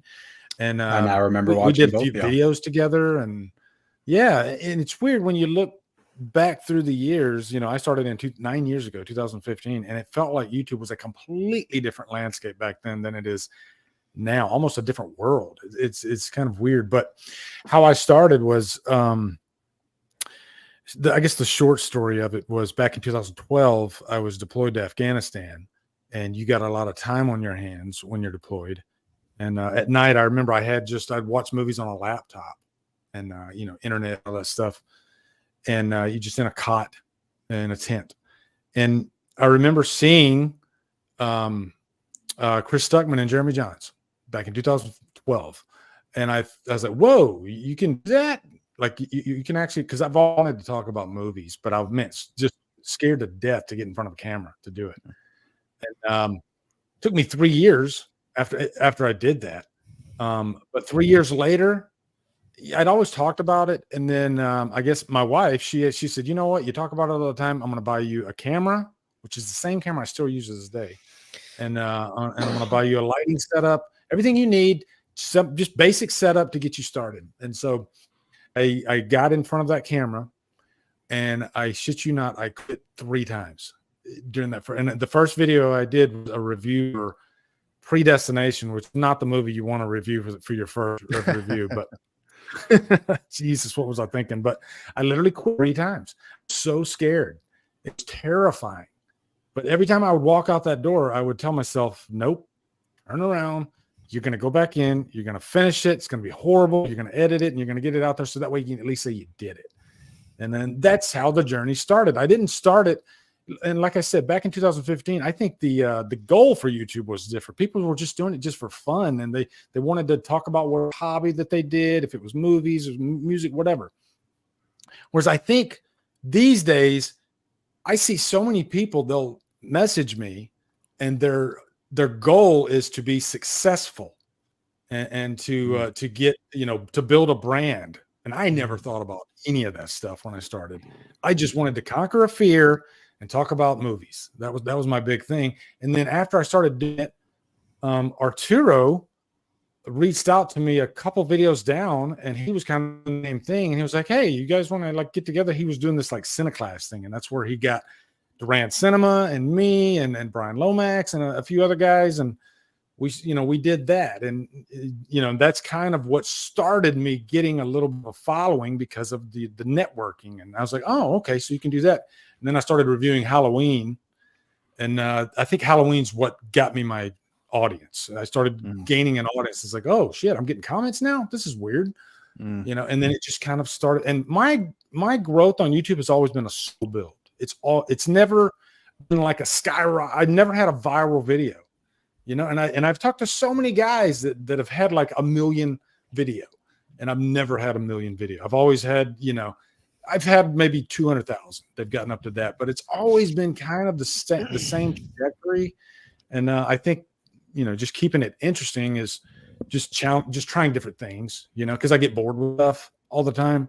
And so it's always interesting, like all 4 of us, we could probably look back at our first video and it might be completely different than kind of what you're doing now, So yeah, and that's pretty much my journey. And I still do it just because it's really fun and talking with fine gentlemen like you.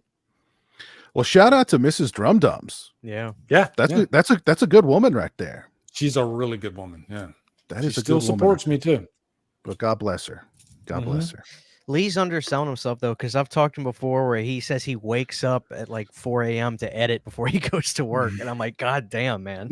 Commitment. Well, it depends on the project. Like it's not always like that, but sometimes, and back then I think it was the job that I was doing too, but I work a full-time job. I always have. And I actually enjoy my job. So I have no desire to quit. Right. But I have to manage my time with YouTube. Sure. And so, yeah, there are times where I'll get up at 5 a.m. to edit. There's a video that I really want to get out, especially if it's like a new release type deal that's coming out, then yeah, I'll be like, okay, sometimes I'll work until like 2 in the morning, 1 in the morning, just because I need to get it out there. And then I'll go to bed because I'd rather do that than get up early in the morning. But yeah, it's a grind. It's definitely a grind, and you got to love it. You definitely got to love it. That's definitely that's something that I've got on my list to ask you guys is about the time investment that goes into. That's something that a lot of people probably don't think of when they're critiquing what we do, or when they're thinking about starting their own channel. The amount of time that is required. It really. Yeah. I was going to ask Christian that because, man, Christian, I've been admiring you lately. Your drive with the shorts and then your main channel, and you're just flourishing and you're doing amazing. And I'm like, yeah, I'm proud of you. You're like really kicking ass lately. But from a time, has your time management, has it been tougher to deal with than like say a couple years ago? I have a schedule and I keep it. And I don't waste. When it's time, I treat this like a job. I love YouTube, but I know I have times where I work, and I know when I have a 12-hour shift job, and I work 4 days a week, 4 days a week, really 4 days a week. So tomorrow I'm off. I got yard work I got to do, and so chores come first, of course, but I knock out. I'll film 20 shorts, and I'll have them uploaded for the next 7 whatever days. Wow. I've got it down to a science. It took me a long time to actually get my channel to start growing. I'm like you. I'm finally getting to where I'm doing pretty good, but I had to work my ass off. Well, and this is I mean, Christian, that's incredible. I mean, that dedication is something that I'm sure. I mean, I struggle with sometimes. I'm sure the rest of us can probably attest to that too. I mean, there's some days you're just like, don't feel like shooting that, or I don't want to edit that, and I got to edit that. Oh, damn. But holy crap, I totally forgot what I was going to ask you. Well, I'm so amazed by your dedication, Christian. I can jump in with this because it was when I got into physical media. I just remember I got an iPhone 3GS and I had the YouTube app. Now, this is when the YouTube app was an old TV. That was the app. You remember? Wow. I remember. So I just typed in Friday the 13th, and then randomly this video called Friday the 13th Collection comes up. And I just hear the Southern guy talking about his movies, and he's talking about when he gets part 5, when he watched part 5 as a kid, this woman, insurance lady, stopped by the house, and you're telling this story. And I was enamored by this video. And so I was like, what is this? Then I clicked on the channel, and it was your channel.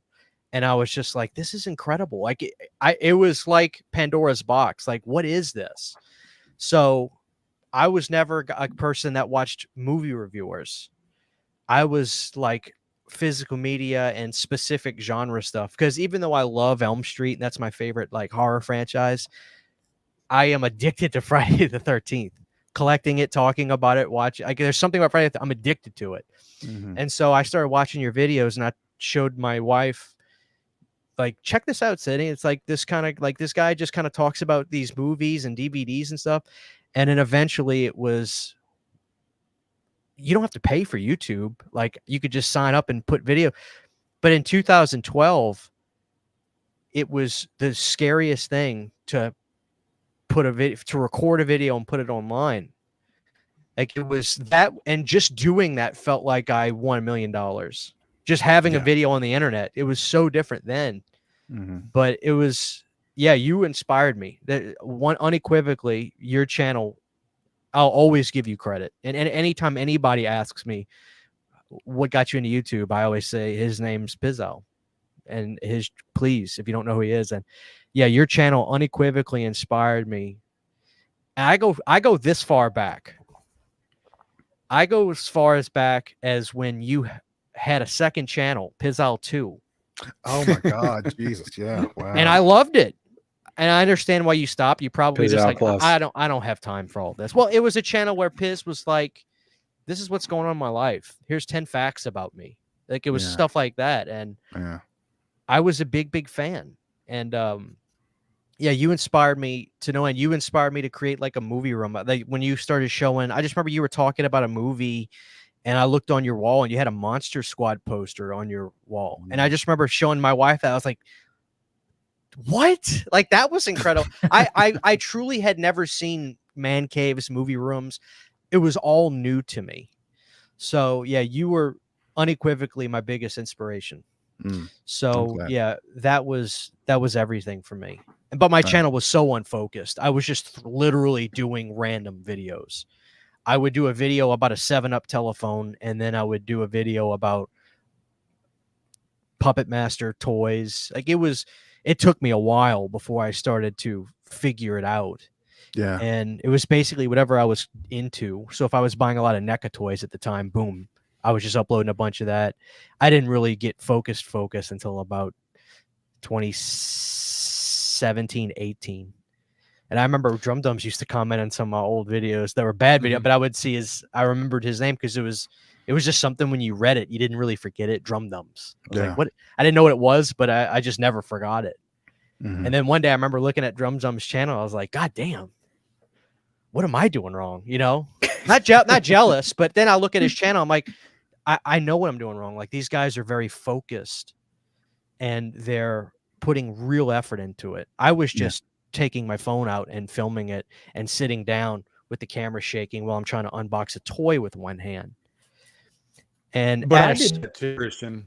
Like before I created DrumDums, I would double on, because I'm a physical media guy, and I remember I bought like the Godzilla 1998 mastered in 4K Blu-ray, and I did what you're just talking about. I would never show my face, and it's on a different channel. I never created DrumDums at that time, and I would literally hold the camera over this is what the Godzilla mastered in 4K looks like, and because that was my kind of introduction to I'm not comfortable with showing my face, but I can at least do this, So I think I had the bug and I wanted to jump in, but I think that was kind of the first step. And then when I was ready to actually talk about movies and take it seriously, then I was like, okay, I need to stop, create a completely different channel, and start from there. Mm-hmm. That's what I did. So, but yeah, I remember me and you, we used to, we would message each other years and years ago, and you'd be like, hey, what do you think about this for my lighting? And I'd say, yeah, I like your light. I think that's really good. This is one thing I say, Lee, and I tell anybody this because, quite frankly, if anybody's going to ask anybody about YouTube, all three of these guys are bigger than me. But when people do ask me, I always say, the people that are successful, ask them questions. Better yourself. Every day, try to better what you're doing. Ask questions. Don't be like, don't make your first thing, hey, can you be on my channel? Like, don't do that. Ask them, what kind of camera are you using? Piz, what kind of mic is that? It's a Shure SM7B. Okay, well, hey, how do you get? What do you blah blah blah? It's sometimes you may be a little annoying, but you see people that are successful. I'm not saying copy them, but learn what they're doing because they learned it from somebody else. Mm-hmm. So ask questions and better. Lee, what kind of camera are you using? I remember you were like, well, it's a DSLR. It's a blah, blah, blah, blah, blah. And I have one. I don't know if you can see it right there. It's my DSLR. I use that to film a lot of my stuff now. Everything that I own, equipment-wise or something, I see stuff that sounds good, and I ask about it. And that's just how I operate. I am a chronic question asker because I like to just learn as much as I can from people. I still do And it too. I literally just asked you like last month. I was like, "Hey, dude, how are you hooking up your streaming mic to your camera and filming your?" Because used to I would use my streaming mic just for streaming, nothing else, and I was using a lav mic. the lav mic. And then so I figured it out on my own. Oh, I could do this with Audacity, and so I ended up hooking this mic up to Audacity in my second computer and recording that and then marrying it up to my DSLR. And now I use this because I was jealous of you. Not jealous, but I was like, man, his mic sounds so good. I Well, want the to use lav, that yeah. for my regular videos now. But here's the like with the lav mics too. That was I felt like that was the next step at the time. No offense, because I think Ken still uses lav mics when he records his videos. But No, I actually use the. You this have mic swap. now. Well, the thing is, Yeah. I don't. Well, think ever since I moved to the iPhone, now I can hook up my. you can hook up. the I don't Yeti think to the phone. I don't think people like listening to lav mics because it doesn't sound natural. You're hearing a voice from a chest under. But I remember when Piz got a lav mic, I told him this. He got one like 2015. I thought it was the most impressive thing in my life. I used it for 8 years. 8 years I used a lav mic. And then finally I was like, okay, when I started taking streaming seriously, and when I would listen back to my streams, I was like, damn, I like my audio on this. How can I make this work? And so, I just, I ask people, I ask you, I figured it out. Your money now. Yeah, I still ask people to this day. Mm-hmm. I always give credit to people who put their, you mentioned, Lee, like, you're afraid to show your face on camera. I always give it up to people who have the cojones to put their face out there on the internet and then to give an opinion about something. I mean, like you're just opening yourself up to every sling and arrow out there. Oh yeah. So I always my hat is off to every YouTuber out there who points a camera at themselves and shares their opinion with the world, because that can be that opens you up to a lot. But I get asked a lot about people like, hey, I want to start my own channel. Like, what tips do you have? And it's always, you got to stick with it. You got to stick with it. Like your first video is going to probably not be very good, and it's good, and nobody's going to see it. That's just the nature of YouTube today. If you're a brand new channel, you're the enemy. You're not trusted. You're not going to end up in the algorithm. Nobody's going to see your video, but you got to keep going. And I think 90% of the people who've started their own channels, they do a couple of videos, there's no traction.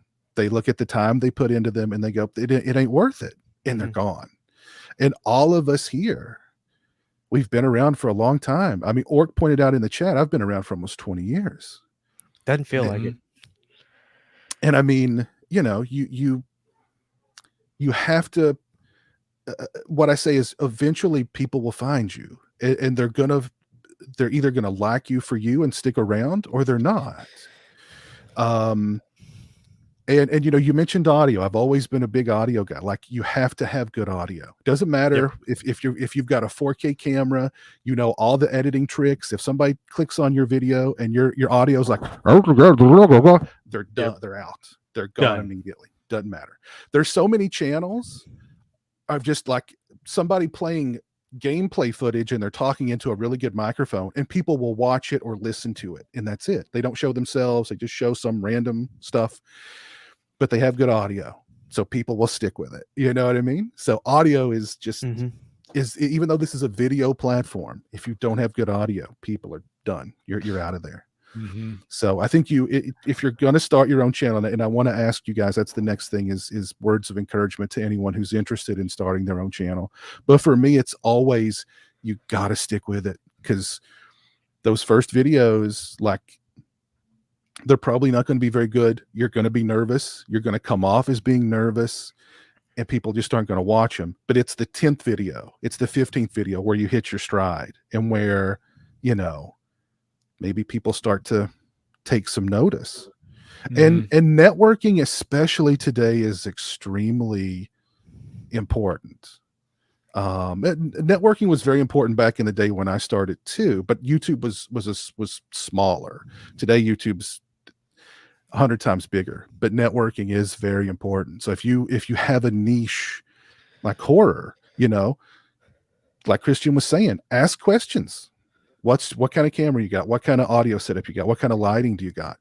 And, you know, maybe you'll make some friends in that community, and you'll be on their channel. They'll come on your channel, and you guys can grow together. That's the best way to do it, I think, today, honestly. But excuse me, Lee, what would be some of your encourage us if there's anybody in the chat who's either got a channel that's not with little traction, or somebody who's out there thinking about starting their channel, what words of encouragement would you have for them? I'd say don't what's the word I'm looking for? Don't stay in, I guess, comfortable mode. Like don't coast, right? I think if you want to get good at this and be successful at it and grow, then I think you got to constantly learn, be aware of your surroundings, what's hot right now. And it took me quite a while to figure some of this stuff out. Like talking about the new, even though some people don't do that, I think that's a big key to growth, is trying to stay on top of like horror news, new movies that are coming out. You know, it's not just movies, but there's always something new coming out in whatever, you know, genre or whatever. And I still pay attention to like channels like Think Media. I still search, like sometimes I'm like, I want to know, like, why am I not, like, I'm getting really good views, but I'm getting no subscribers. If an idea like that comes in or vice versa, if an idea like that comes in my head, I'll start searching. Maybe there's something here that I'm not doing that I need to do. I've learned a lot actually from doing that, and just, you know, paying attention to what's going on around me, and never getting stale, and always trying different things. Don't be afraid to try something. Like I created a second channel last year, and that's an idea I had never thought I would ever do. But I noticed that I was having too much content, if that's a thing. And a lot of the content was starting to kind of blend into each other, because a lot of it was like live stream clips. And then I was doing my normal reviews. And I think maybe a little bit of my OCD kind of tapped into that. I was like, hey, what if I create a second channel, start from zero, and I just start putting stuff over here? And the lesson I learned from that is I have a second channel now that's got 3,000 subscribers. And my main channel, I'm getting close to 60,000. I just dropped a video on the current state of Hollywood and the box office, and on the second channel. In my, you know, like a year ago, I would have been like, it'd be better for me to put that on the main channel because I have 60,000, almost 60,000. But I was like, no, I want to stick to what I'm doing here, and I'm going to put it on. And that video has almost 7,000 views now on a channel that's got 3,000 subscribers. So the lesson there is, if you make content that's relevant and you put some work into it, people will find that. The algorithm will find that content. And I hear these stories about people chasing the algorithm, but they forget to make good content. And I always think that good content will find the audience. No good content. I've seen channels that have very little subscribers, but they have a video that's just really awesome, and that video ends up having like almost like 100,000 views. You know, so I'd say don't slack and don't post if you think, you know, I have 1,000 subscribers right now, so I'm going to slack off and the views are going to come. No, I've seen so many channels that actually have 100,000 subscribers that can barely freaking get views because they stop trying. Right. So never stop trying. That's what I would say. Always learn what's around you. You know, just be resilient. That's great advice. I think getting complacent is definitely going to be a killer. Like, and not just complacent in your content, but like something that I really made a concerted effort to do some years ago was like to you know, invest some money in the channel, get a good quality camera, get good quality lighting, get good quality audio. And, but yeah, I try, you know, and doing different things with your content, not just doing reviews or not just talking about one thing, you know, expand a little bit and diversify, really. So yeah, very, very, very good advice. What about you, Ken? kind of advice would you give us? Well, I've always been about convenience. So I would say when you're first starting a channel, try to make it as convenient on yourself as possible to be able to do stuff and get it out. And I would advise to not go out there and spend hundreds and thousands of dollars on equipment before you get started. Get comfortable talking to your camera. Get comfortable making the videos, making the content, and then putting it out there. Because I've talked to so many people, I've been around so many people in this space that will give up very quickly when they've spent $2,000 on equipment and they make a video and it gets 11 views. Yeah. And it could be the best video ever that YouTube has ever seen. And they'll put all this work into it and it gets 11 views and they give up. They give up very quickly that way.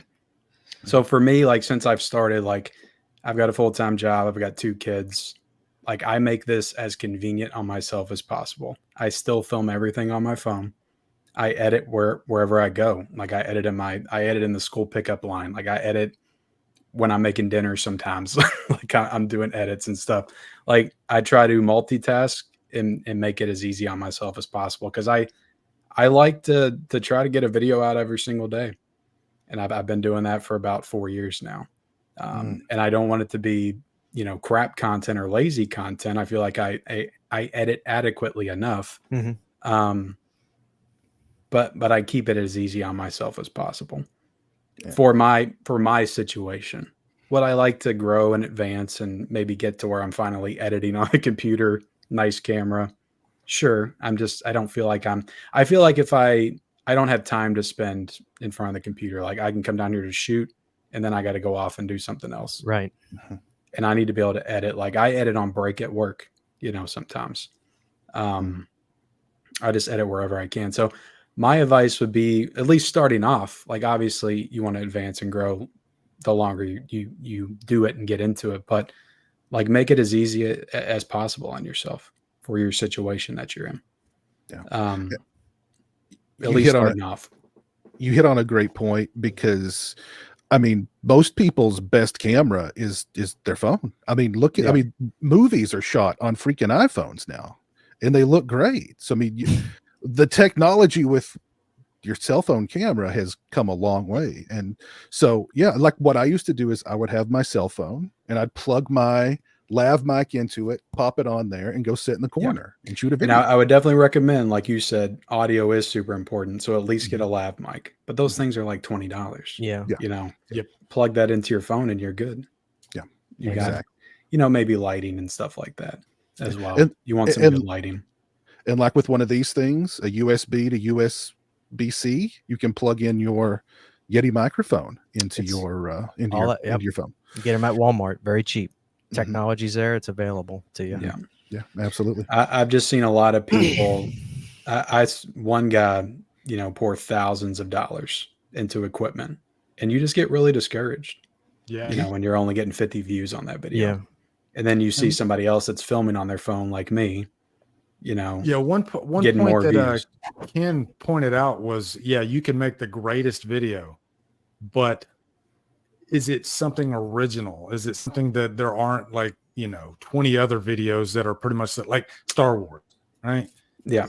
Don't put all your time and effort into something that there are 50 other videos that are the exact same topic, because I do see some of these bigger channels that are extremely successful.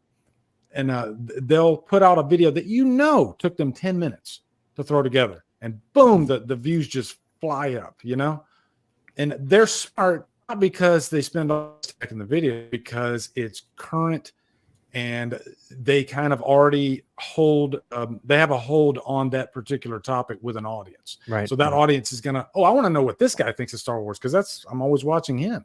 And this guy down here that's just starting to he might have a video that's like 10 times better than that, but nobody's gonna watch it because nobody cares. They just want this guy right here. So you definitely got to be smart about it too.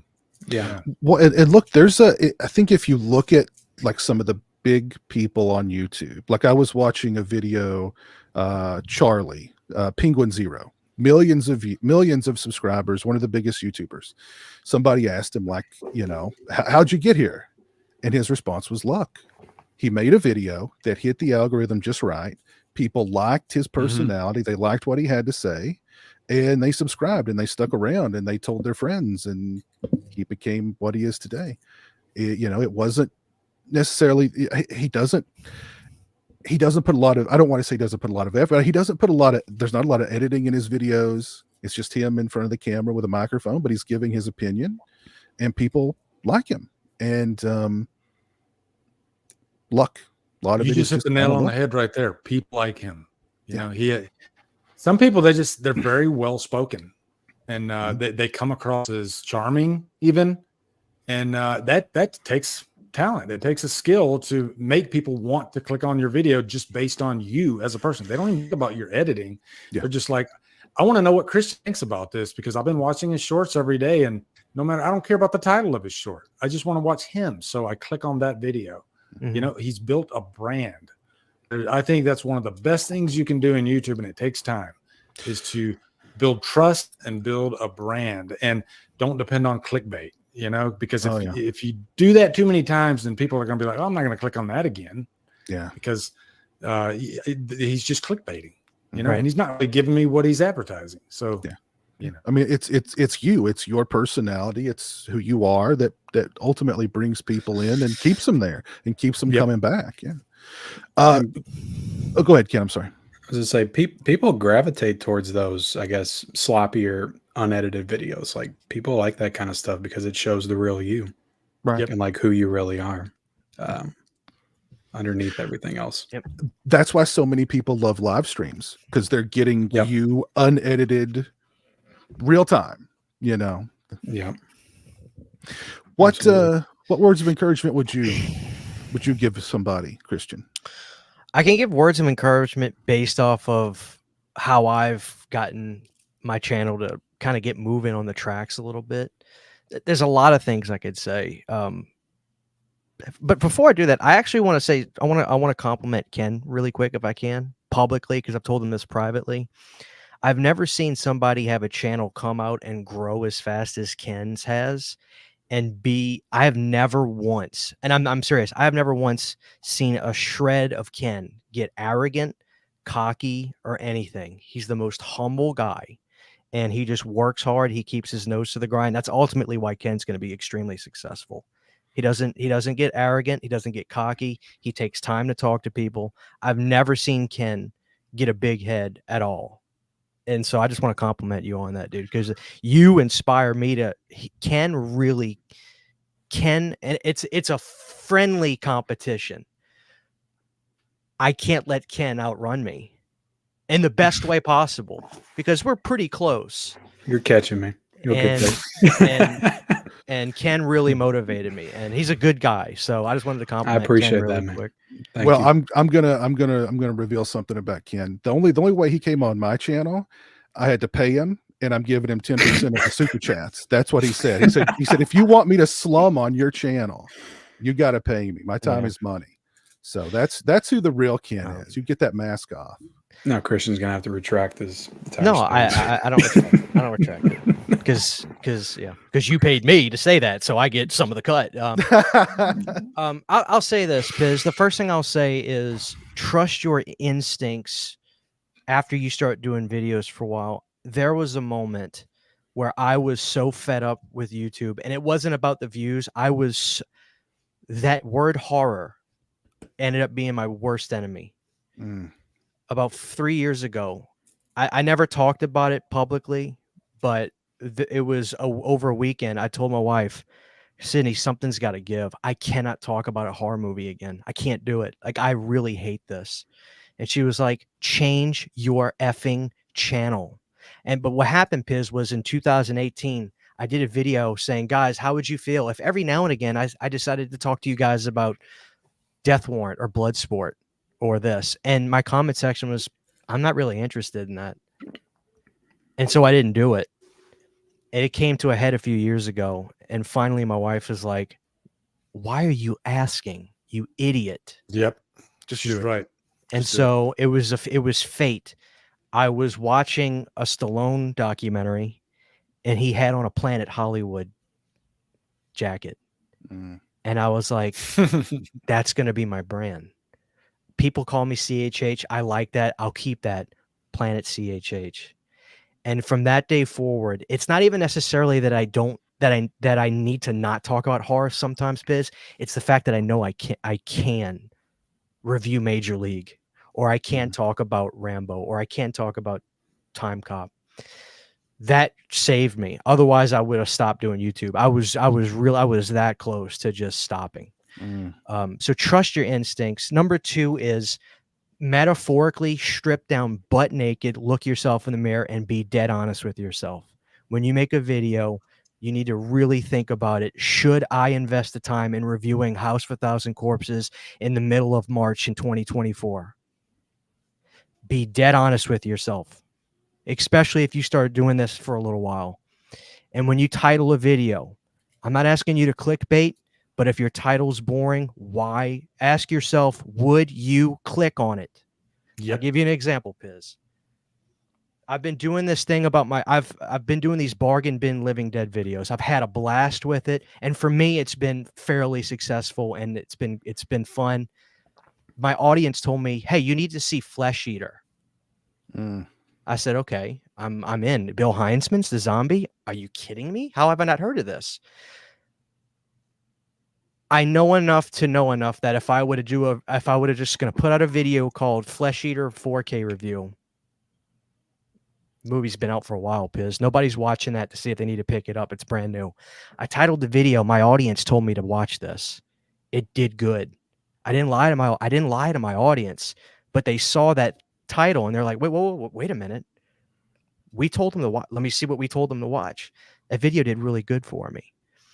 My second thing is step on the gas. If you start getting a few videos that get traction, do not say, I can chill out for a few days. Step on the, excuse my language, but I really want to, because I know there are people that want to do YouTube. Step on the fucking gas.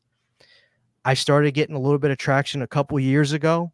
I started doing the YouTube shorts. I started trying to get creative with my titles, not clickbait, but get creative with my titles, make it sound more interesting. I stepped on the gas, and I'm not leaving people's faces. People see me every day on YouTube, a short in the morning, a short at night, and I try to come up with a video every day.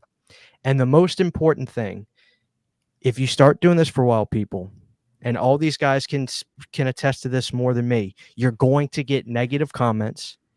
You're going to get haters. They are fans. Yep. Don't let it bother you. Monetize your haters. People will disrespect you. They will say mean things about you.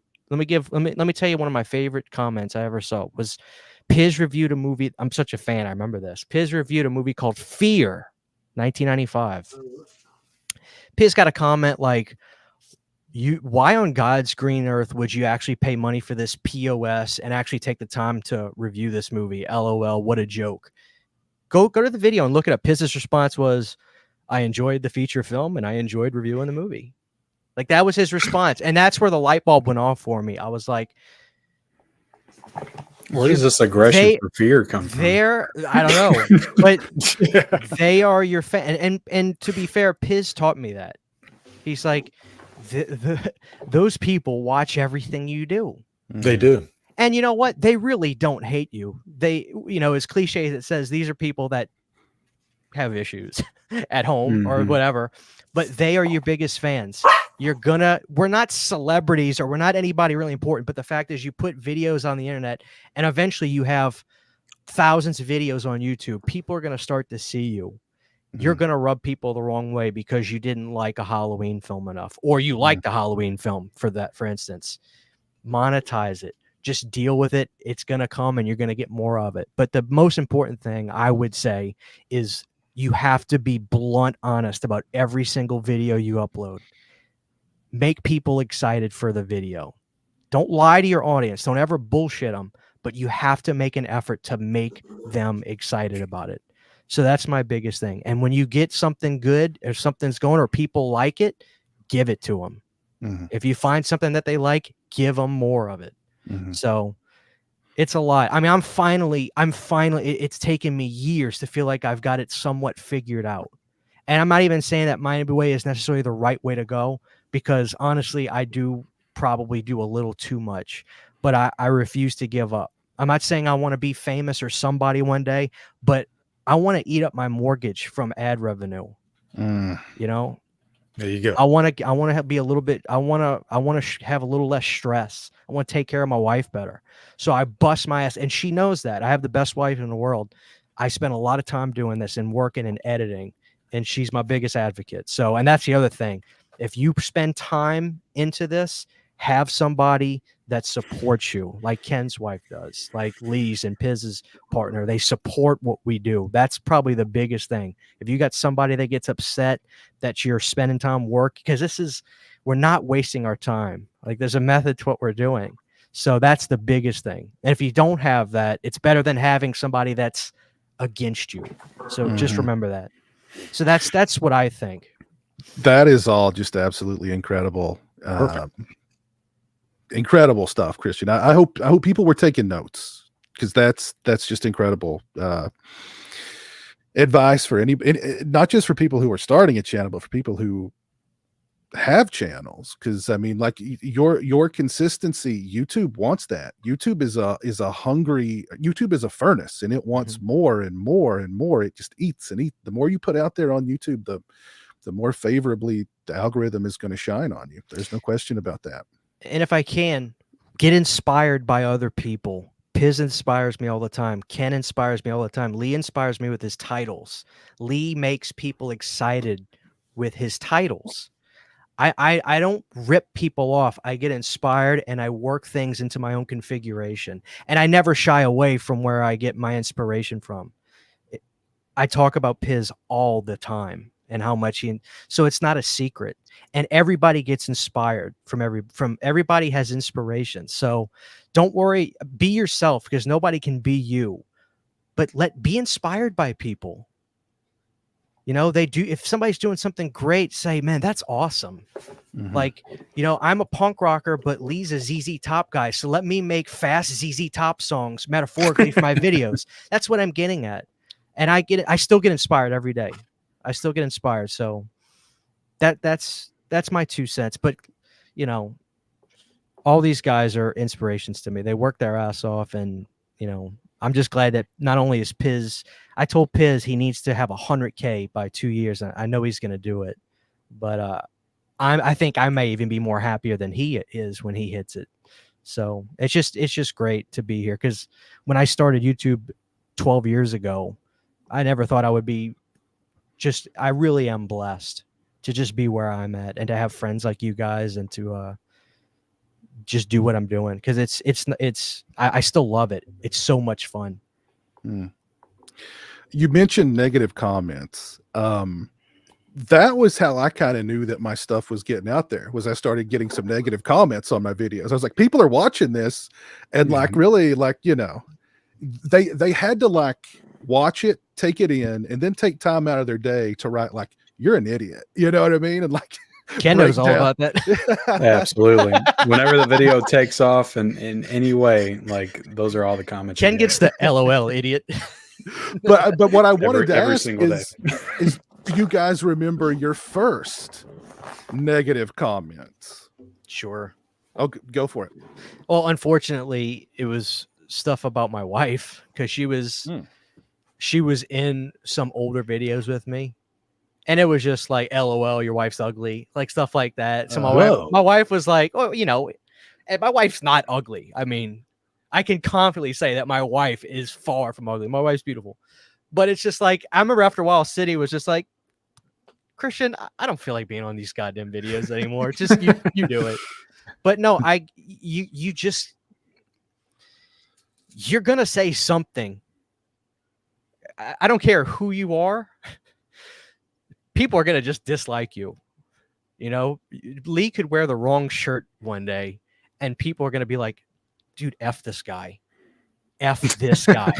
You know, or Ken could have the I right. just have to turn the camera on. Ken could just have the perfect monotone key. He could be in the key of B in his monotone voice he has, and that will rub somebody the wrong effing way that day. And just, I like TikTok Ken the most. TikTok Ken is my favorite Ken. Yeah, I can get that way in the videos too. I did see somebody had posted a very negative comment about Ken earlier. I'm going to see if I can I find it. guarantee it. How can you not like Bubba Hotep? You are a Ken? son What of a is bitch about wrong this. with You really are. Here's a the thing. When I find a movie I don't like very much, I'll exaggerate it and I'll latch on to it. And yeah, that movie kind of became a thing on my channel. That's just un-American. Wow. It's boring as shit. Well, negativity sells on YouTube, especially these days. I don't aim to be negative. It's like Christian said, you got to monetize your haters. And anytime a big movie comes out and I rip it to shreds, I get comments on both sides of it. And I like for Strangers Chapter 1, I took that as an opportunity, and I read hate comments on my second channel and got some pretty good views off of that. And hate comments are fun, you know, just to read them and react to them.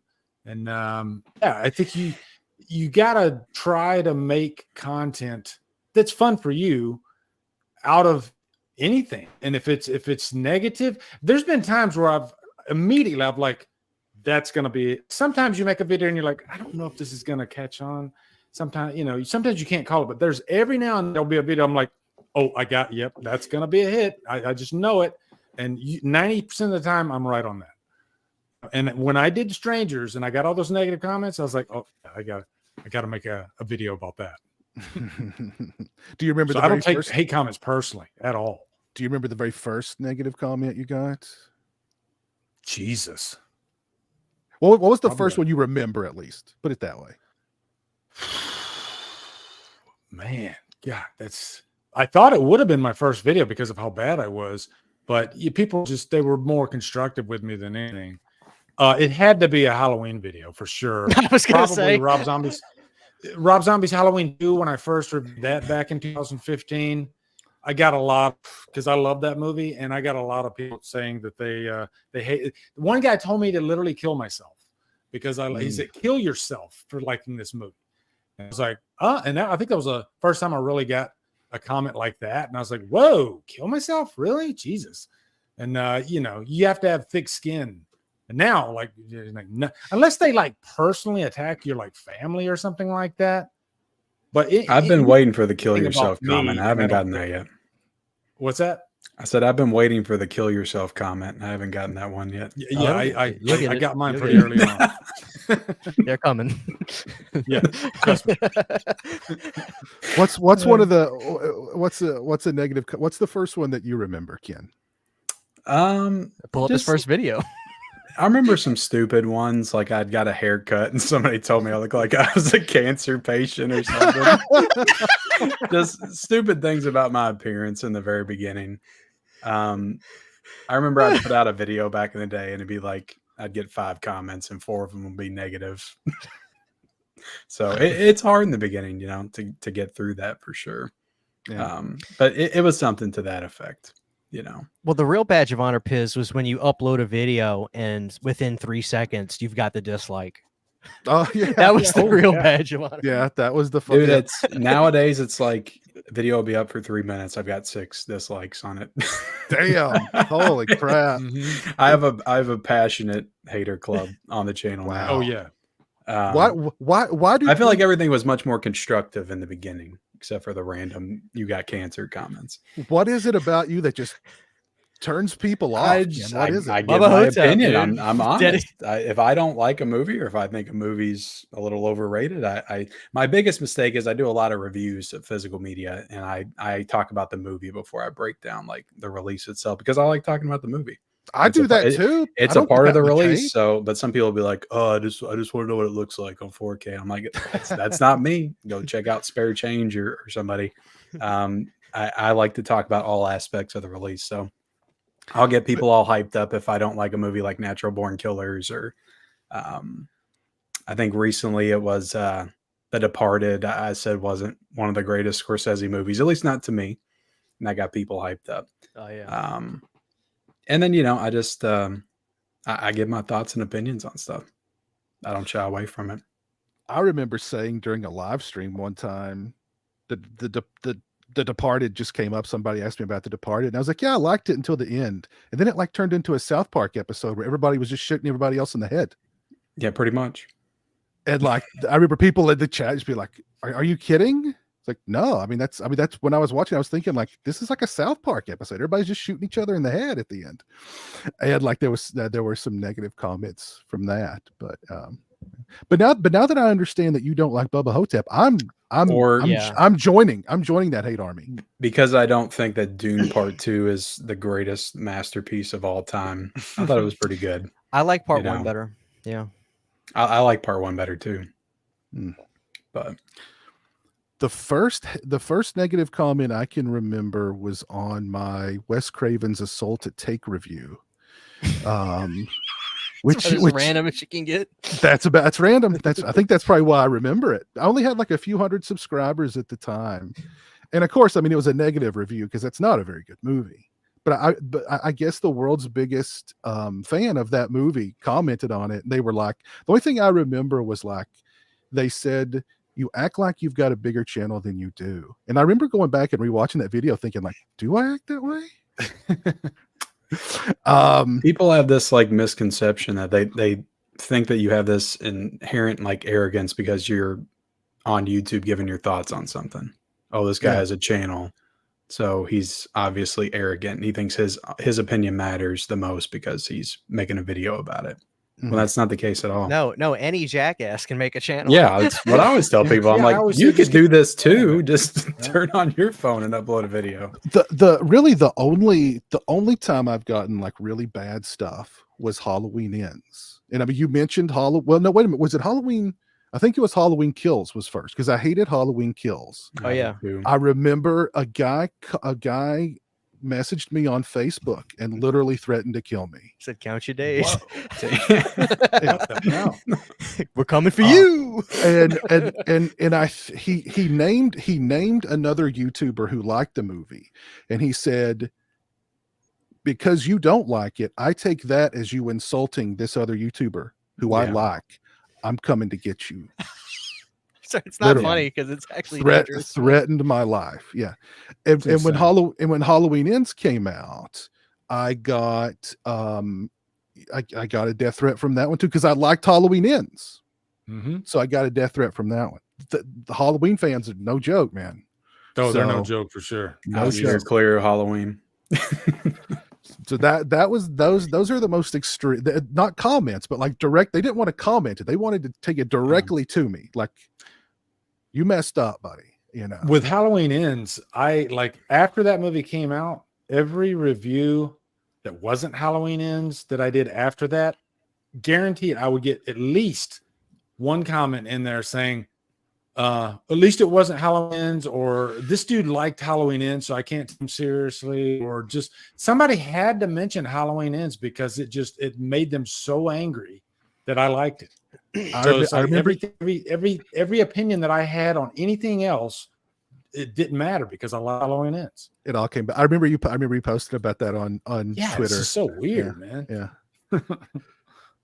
And look, I share your love of Rob Zombie's Halloween 2, and I get occasionally negative comments on my old Halloween 2 review because I like it, and occasionally I'll get negative reviews or negative comments on my Rob Zombie's Halloween review because I hate that movie. So yeah, I don't can't win. I love his second one. I don't like his first one. I remember a movie where I got like, LOL, you're an idiot, and I think you might have as well. We were the few, the proud, the brave that came out and said, "Kiss my ass, Texas Chainsaw 2022 was fun as hell."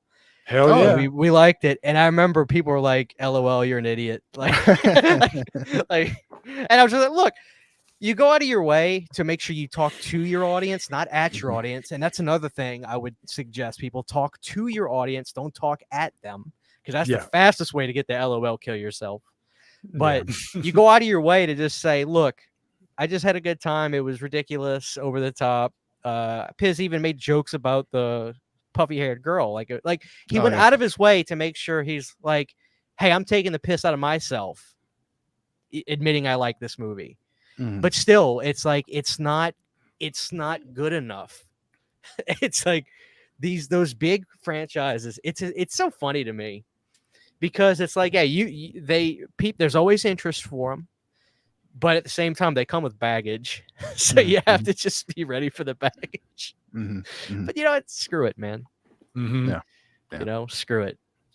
Another thing I wanted to touch on that you made a great point about, Christian, is the time commitment and having people in your life who are supportive of what you do. Because I mean, you're ultimately, when you're doing this and when you're editing and when you're filming, you're taking time away from, you know, your loved ones. Sure. That's time you could be spending with a wife, a girlfriend, a boyfriend, a best friend, a brother, a sister, whatever, that you're dedicating to something else. So if you have significant others in your life who are not supportive of that, then, you know, that may be a problem.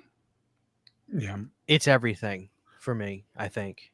Mm-hmm. I mean, it really is. Sydney deals with a lot, but she knows I'm, you know, it's the same with you guys. Like she knows I'm trying to earn an honest living. You know, it's like that ad revenue. It's tough, man. And you got to just keep chucking away at it. And, you know, it started getting better once the money started to creep up a little bit. It's very humble, guys. I'm not getting rich by any stretch, but you know, it makes it a little bit easier when she starts to see a little bit of the fruits of the labor, so to speak. Yeah. So yeah, it's tough, but it's everything for sure. I give Sydney all the credit in the world. Absolutely. Well, you got right now she literally is wrangling 2 pugs, a lab. We got a black lab showed up on our door, Piz, about a month ago. 4 a.m. Some idiot dropped, because he has webbed toes, and so they don't make good duck dogs. Some jackass dropped the poor animal off at our front door at 4 a.m. because we don't have a Ring camera. And I guess they were like, oh, they don't have a camera, they won't see us. So we took the dog, and then we saved a pug yesterday, which Sydney was like, Sydney wanted him. I said, okay, if we get him, I'm naming him. So that's why we have Rodney Dangerfield, Chevy Chase, Owen Hart, and Iggy Pop. So that's all the dogs' names. But yeah, that's what she's dealing with right now. And she's like, you're helping me bathe these dogs when the stream's over. I'm like, yes, I'll help you. Geez. Well, to close things out, why don't we talk? I mean, we've all been around the block when it comes to YouTube. So what are some things YouTube could do to improve the platform for us creators? Ken, what do you think? You know, maybe it's because I haven't been doing it as long as you all, but I honestly don't have a ton of complaints when it comes to YouTube. I mean, I feel like for what I am and what I do, I've done pretty well, and I'm always appreciative that I have a platform like this, that I'm able to put stuff out there and be able to voice my opinion. And I just haven't had anything really, you know, knock on wood, I haven't had anything terrible happen to my videos or anything like that to where I would put any blame on YouTube. So I honestly don't have a great answer for that. I know I'm very careful with everything. Like I don't put video footage in my videos or anything like that. I'll use still images and stuff. And I've never really had anything copyrighted or demonetized. Maybe like some earlier videos, I used some music I shouldn't have used or something like that. But yeah, I don't know. I don't have a good answer.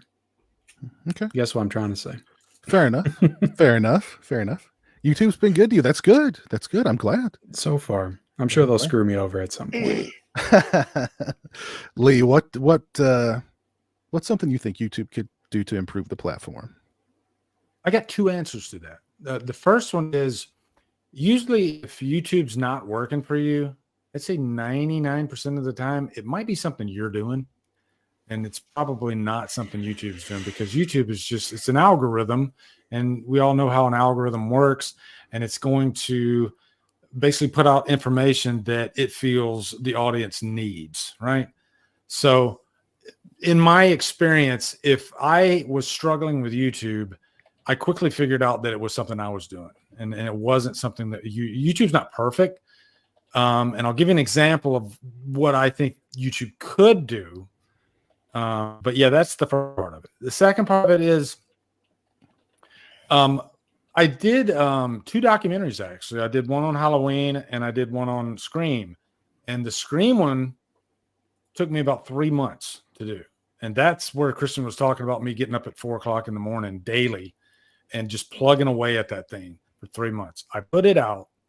YouTube ran through all its checks. When you put a video out, it does its checks. And then everything came out clean.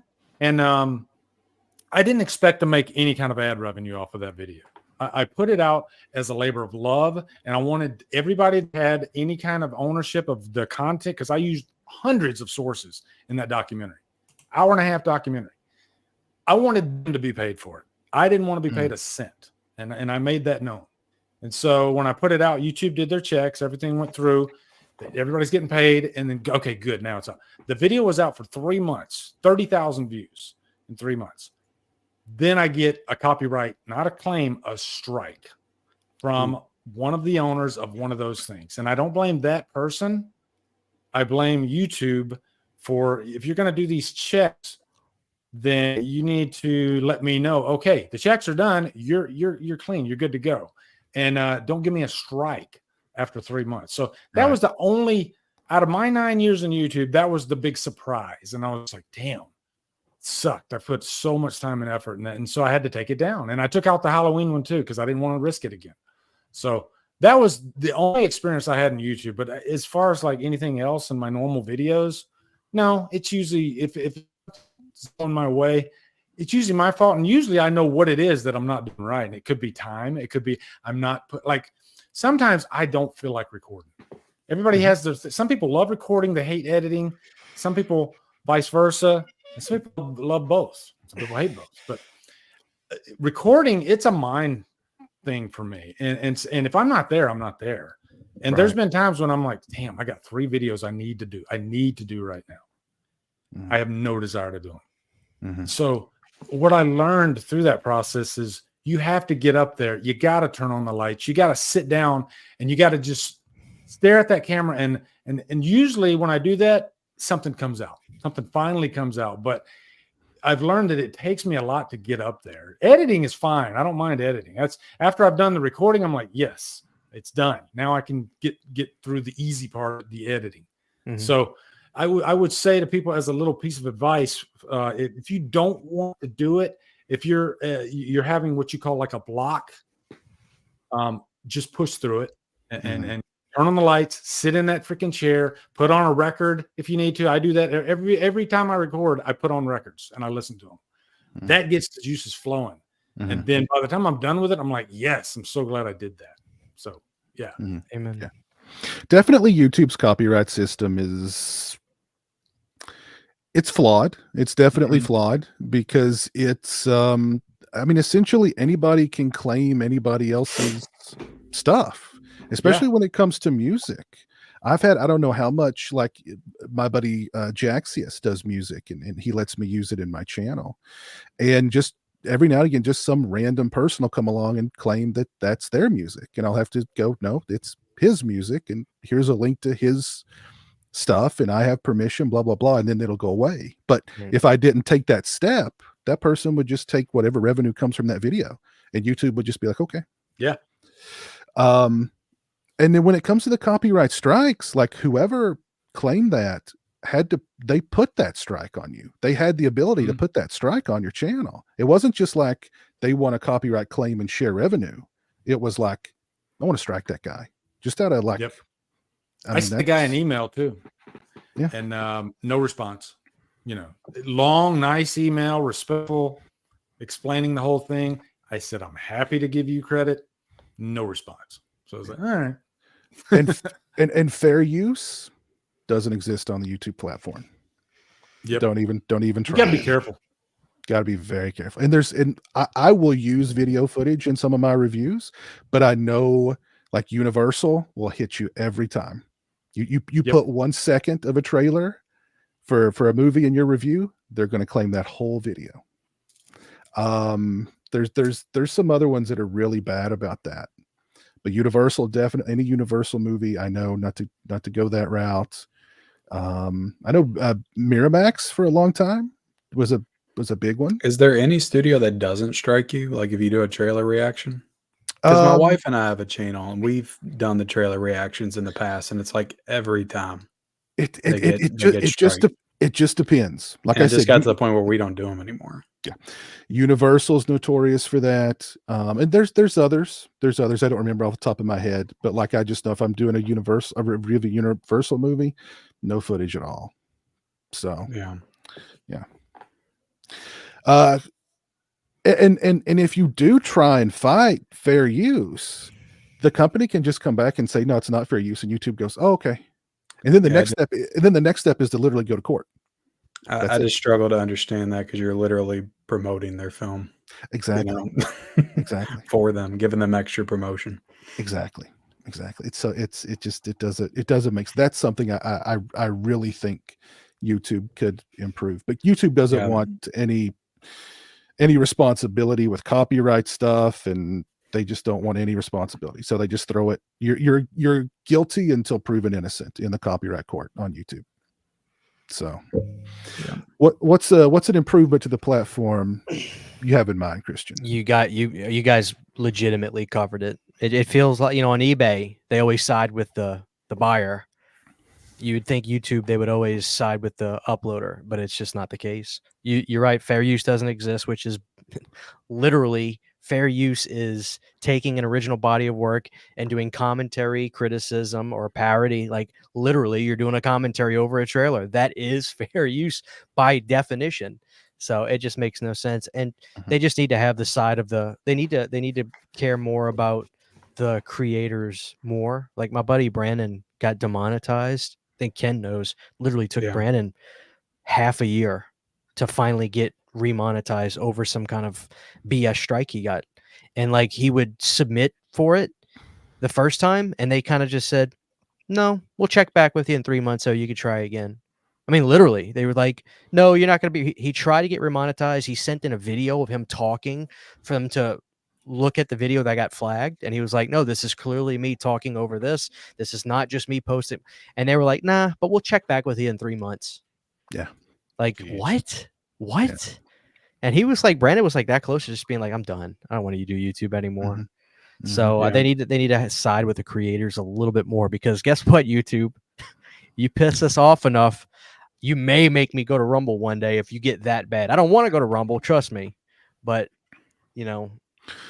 I mean, YouTube is a content distribution platform. They need content. They don't create their own content, or they don't create content that people watch. They need people we're not bringing them in 1 million views per video, but we're providing them with content. We're getting a little in return, sure, but they need us. Yep. But they abuse us. Yeah, they abuse us sometimes. Except for Ken. Ken's just a toxic relationship. Ken lives such a blessed example. I'm really starting to hate you, Ken. I'm joining that hate army. I'm joining that hate army, man. Yeah. Man. Like goodness. Christian said, I'll have my downfall. Eventually. Like if something like what he was talking about happened with me, with Brandon, like that would be it. Like I'd probably be done. He's going back to digital. I'd be out. Because it's too much of a time investment. And at this point in my life, I mean, I'm in the thick of things with my kids and my wife. It's like I can't do this without any kind of return at this point. Right. Yeah. Not that anybody asked, but I will just say I use images. I will Ken burn the image to make it go in and out to give you the illusion of movement. Maybe I'll put a little film grain over the image to make it look like it's almost 3D. I avoid video footage altogether. So I never try to make my videos stagnant. I'll zoom in randomly during me talking and come out just to keep the video having movement, maybe a black and white thing for a few seconds, because I can't afford to lose monetization either. I put too much time in it as well. So call me a sucker, but I play by the rules, and I say play by the rules. I play by their rules, and I try to avoid any kind of trouble I can. It's just I can't risk it. I literally can't risk it. So yeah. I don't understand how those channels get by making a living on like first time watches and stuff, like those videos where Well, they're that's just the showing biggest- footage the entire time. That's the biggest irony of the whole thing is, or listening to music. They got guys that Yeah. react to songs, and it's like They have to be making something. they're buying Yeah. houses. I mean, it's a lot of work. Like those things are a lot of work. Yeah, I don't know unless they have some kind of deals or I mean, I don't know. I know they'll have like little watermarks over it and stuff like that, but I've Who always been knows? curious about that. Yeah. Well, before I we've been going for almost 2 hours and 40 minutes, and I really appreciate, again, time. This is time out of your all's day, and I appreciate it, or time out of your all's night, and I appreciate it. Give me what's one big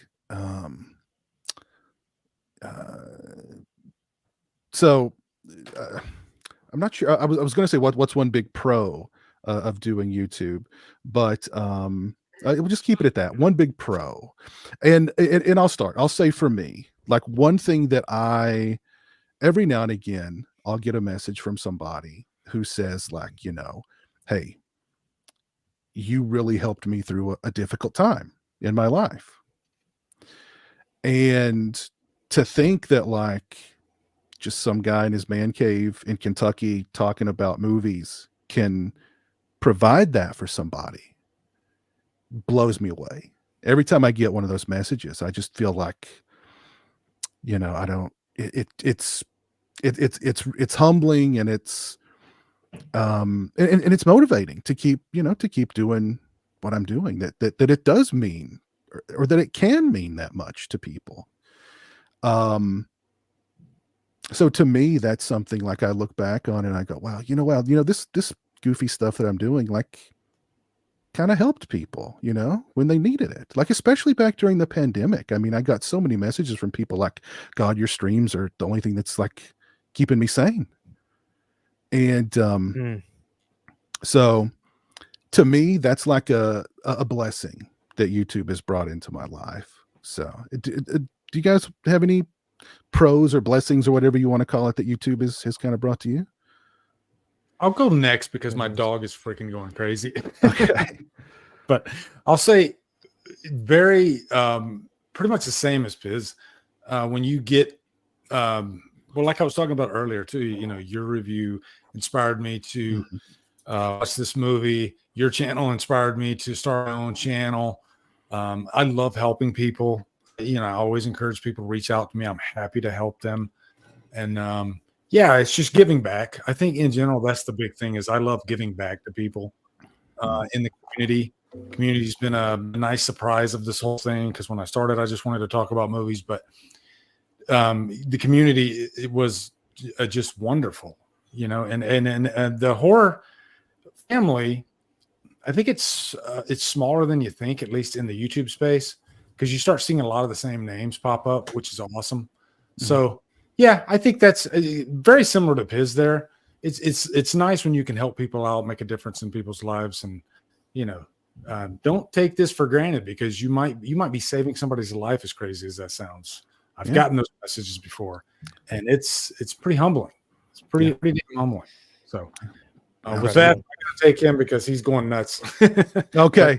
Appreciate you guys having me on tonight, man. This was a blast. Absolutely. Yeah. Have a great one, Lee. Thank you for your time, man. Yeah, good seeing you, dude. Go ahead, Christian.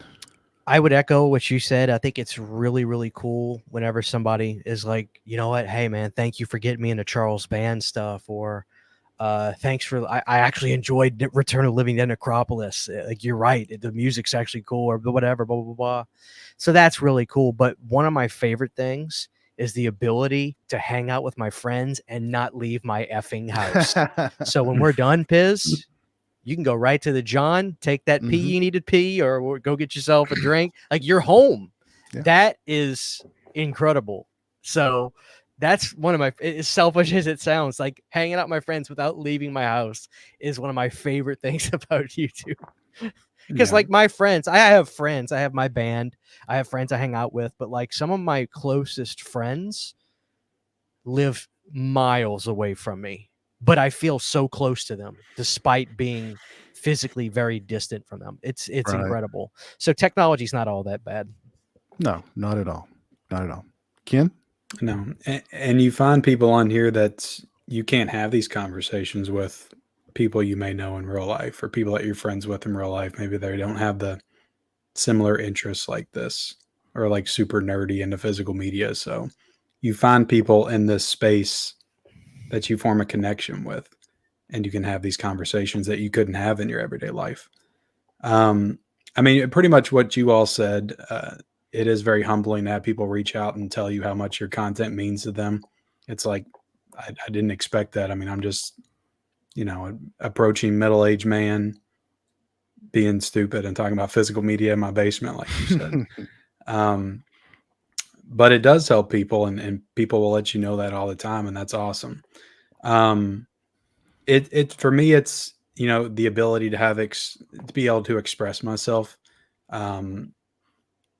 through this platform and through videos. And that's super important to me because I didn't realize I needed this outlet as much as I did until I started doing it. And it is important to me to be able to express myself and to talk about the movies that I love. And, through all these incredible physical media pickups and purchases and, I love it. I love this stuff and I always have. And it's a great way to get on here and be able to express yourself. And, I'm definitely thankful every day for a platform like YouTube and Instagram and TikTok and everything that's out there to be able to do this because like when I was a kid, like I couldn't do this kind of stuff. I wouldn't even have thought this was possible, when I was younger. So it's just cool. It's cool to be able to do. Well said. Very well said, Ken. And you know what? I want to give a shout out to my brother, Jeremy, because I think Jeremy has been an advocate for people with special needs. And I hear from a lot of people who message me and tell me that they have siblings or family members who have special needs and how much the Jeremy stuff means to them. So I do want to give a shout out to Jeremy, even though he's dreaming of tacos and kitty cats right now. So absolutely. Yeah. He's incredible. He's incredible. Sydney loves Jeremy videos and she'll say to me, she's like, I just love seeing Jeremy laugh or smile. It makes me feel happy. And I'm like, I know she loves Jeremy. And I know that people love Jeremy. Those videos you do with them, we make events out of it. Sydney will be like, oh, there's a new Jeremy video. So before we watch our show, we got to watch this. So he's a staple of the channel now, which is just incredible. I don't even know if you expected that to happen. I mean, he loves it. He loves it. He gets in front of the camera and like he goes into like he when the camera's on, I mean, it's like he gets into, I don't know. It's like he knows it's showtime. Like even if I'm not, I'll be like playing on my phone and we'll be at a restaurant. And if I lift it up too high, he'll think I'm like filming him. He'll like get into character or something. But he loves to be on camera. He loves to ham it up. He loves to. I mean, I don't know. He digs it. He took to it like a fish to water. So he's got comedic timing in the Mexican restaurant videos. Oh my God. He ad-libbed that so well when you were like trying to get him to pay. Yeah. Fantastic. Yeah. Fantastic. It was so good. He's just something else. He's like just something else. He said, how much do you have, Jeremy? I've got $3, $4, $2. The money kept changing. Then it started going lower and lower. He's funny. He's not negotiating. So yeah, but yeah, he's something else. And y'all tune in for the Jeremy birthday stream on the Tuesday, the 4th, beginning at noon. That's going to be fun. There'll be a lot of him hamming it up on that one. Absolutely. But let me do some shout outs here and then we will call it a night. Shout out to my buddy Cody, dude who loves movies. Thank you for the $5. Yeah, appreciate that very much, sir. Shout out to Tells from the Shelf. Thank you for the 2 $4.99 super chats. I appreciate that very much. Thank you. And shout out to Lee the Machine Bowers. Thank you for the $9.99. Very, very kind of you. And we've had a very lively chat tonight. We've had a lot of people hanging out with us, and I want to thank you all who've tuned in and spent your time hearing us talk about the movies that made us and our YouTube journeys and all that good stuff. Hopefully you know, if you're interested in starting a channel, hopefully you got some good advice. So I will be dropping links to everybody's channel in the description, although I'm sure just about everybody here knows everybody, but I'll drop those links anyway. Ken, Christian, thank you guys so much for hanging out with me. Thank I you for having appreciate me. it. Thank you for having me. And big shout out to Lee. He had to drop off and take care of some dog drama, but big shout out to him as well. And yeah, if y'all liked this, this may become like a recurring thing every now and again. Get some YouTubers together and talk about why we do what we do. So, but again, thank you all very much for tuning in. I appreciate it. Again, thank you guys for joining me. It was great. And y'all take care. Have a great rest of your Sunday night. And we'll see you again real soon. Peace.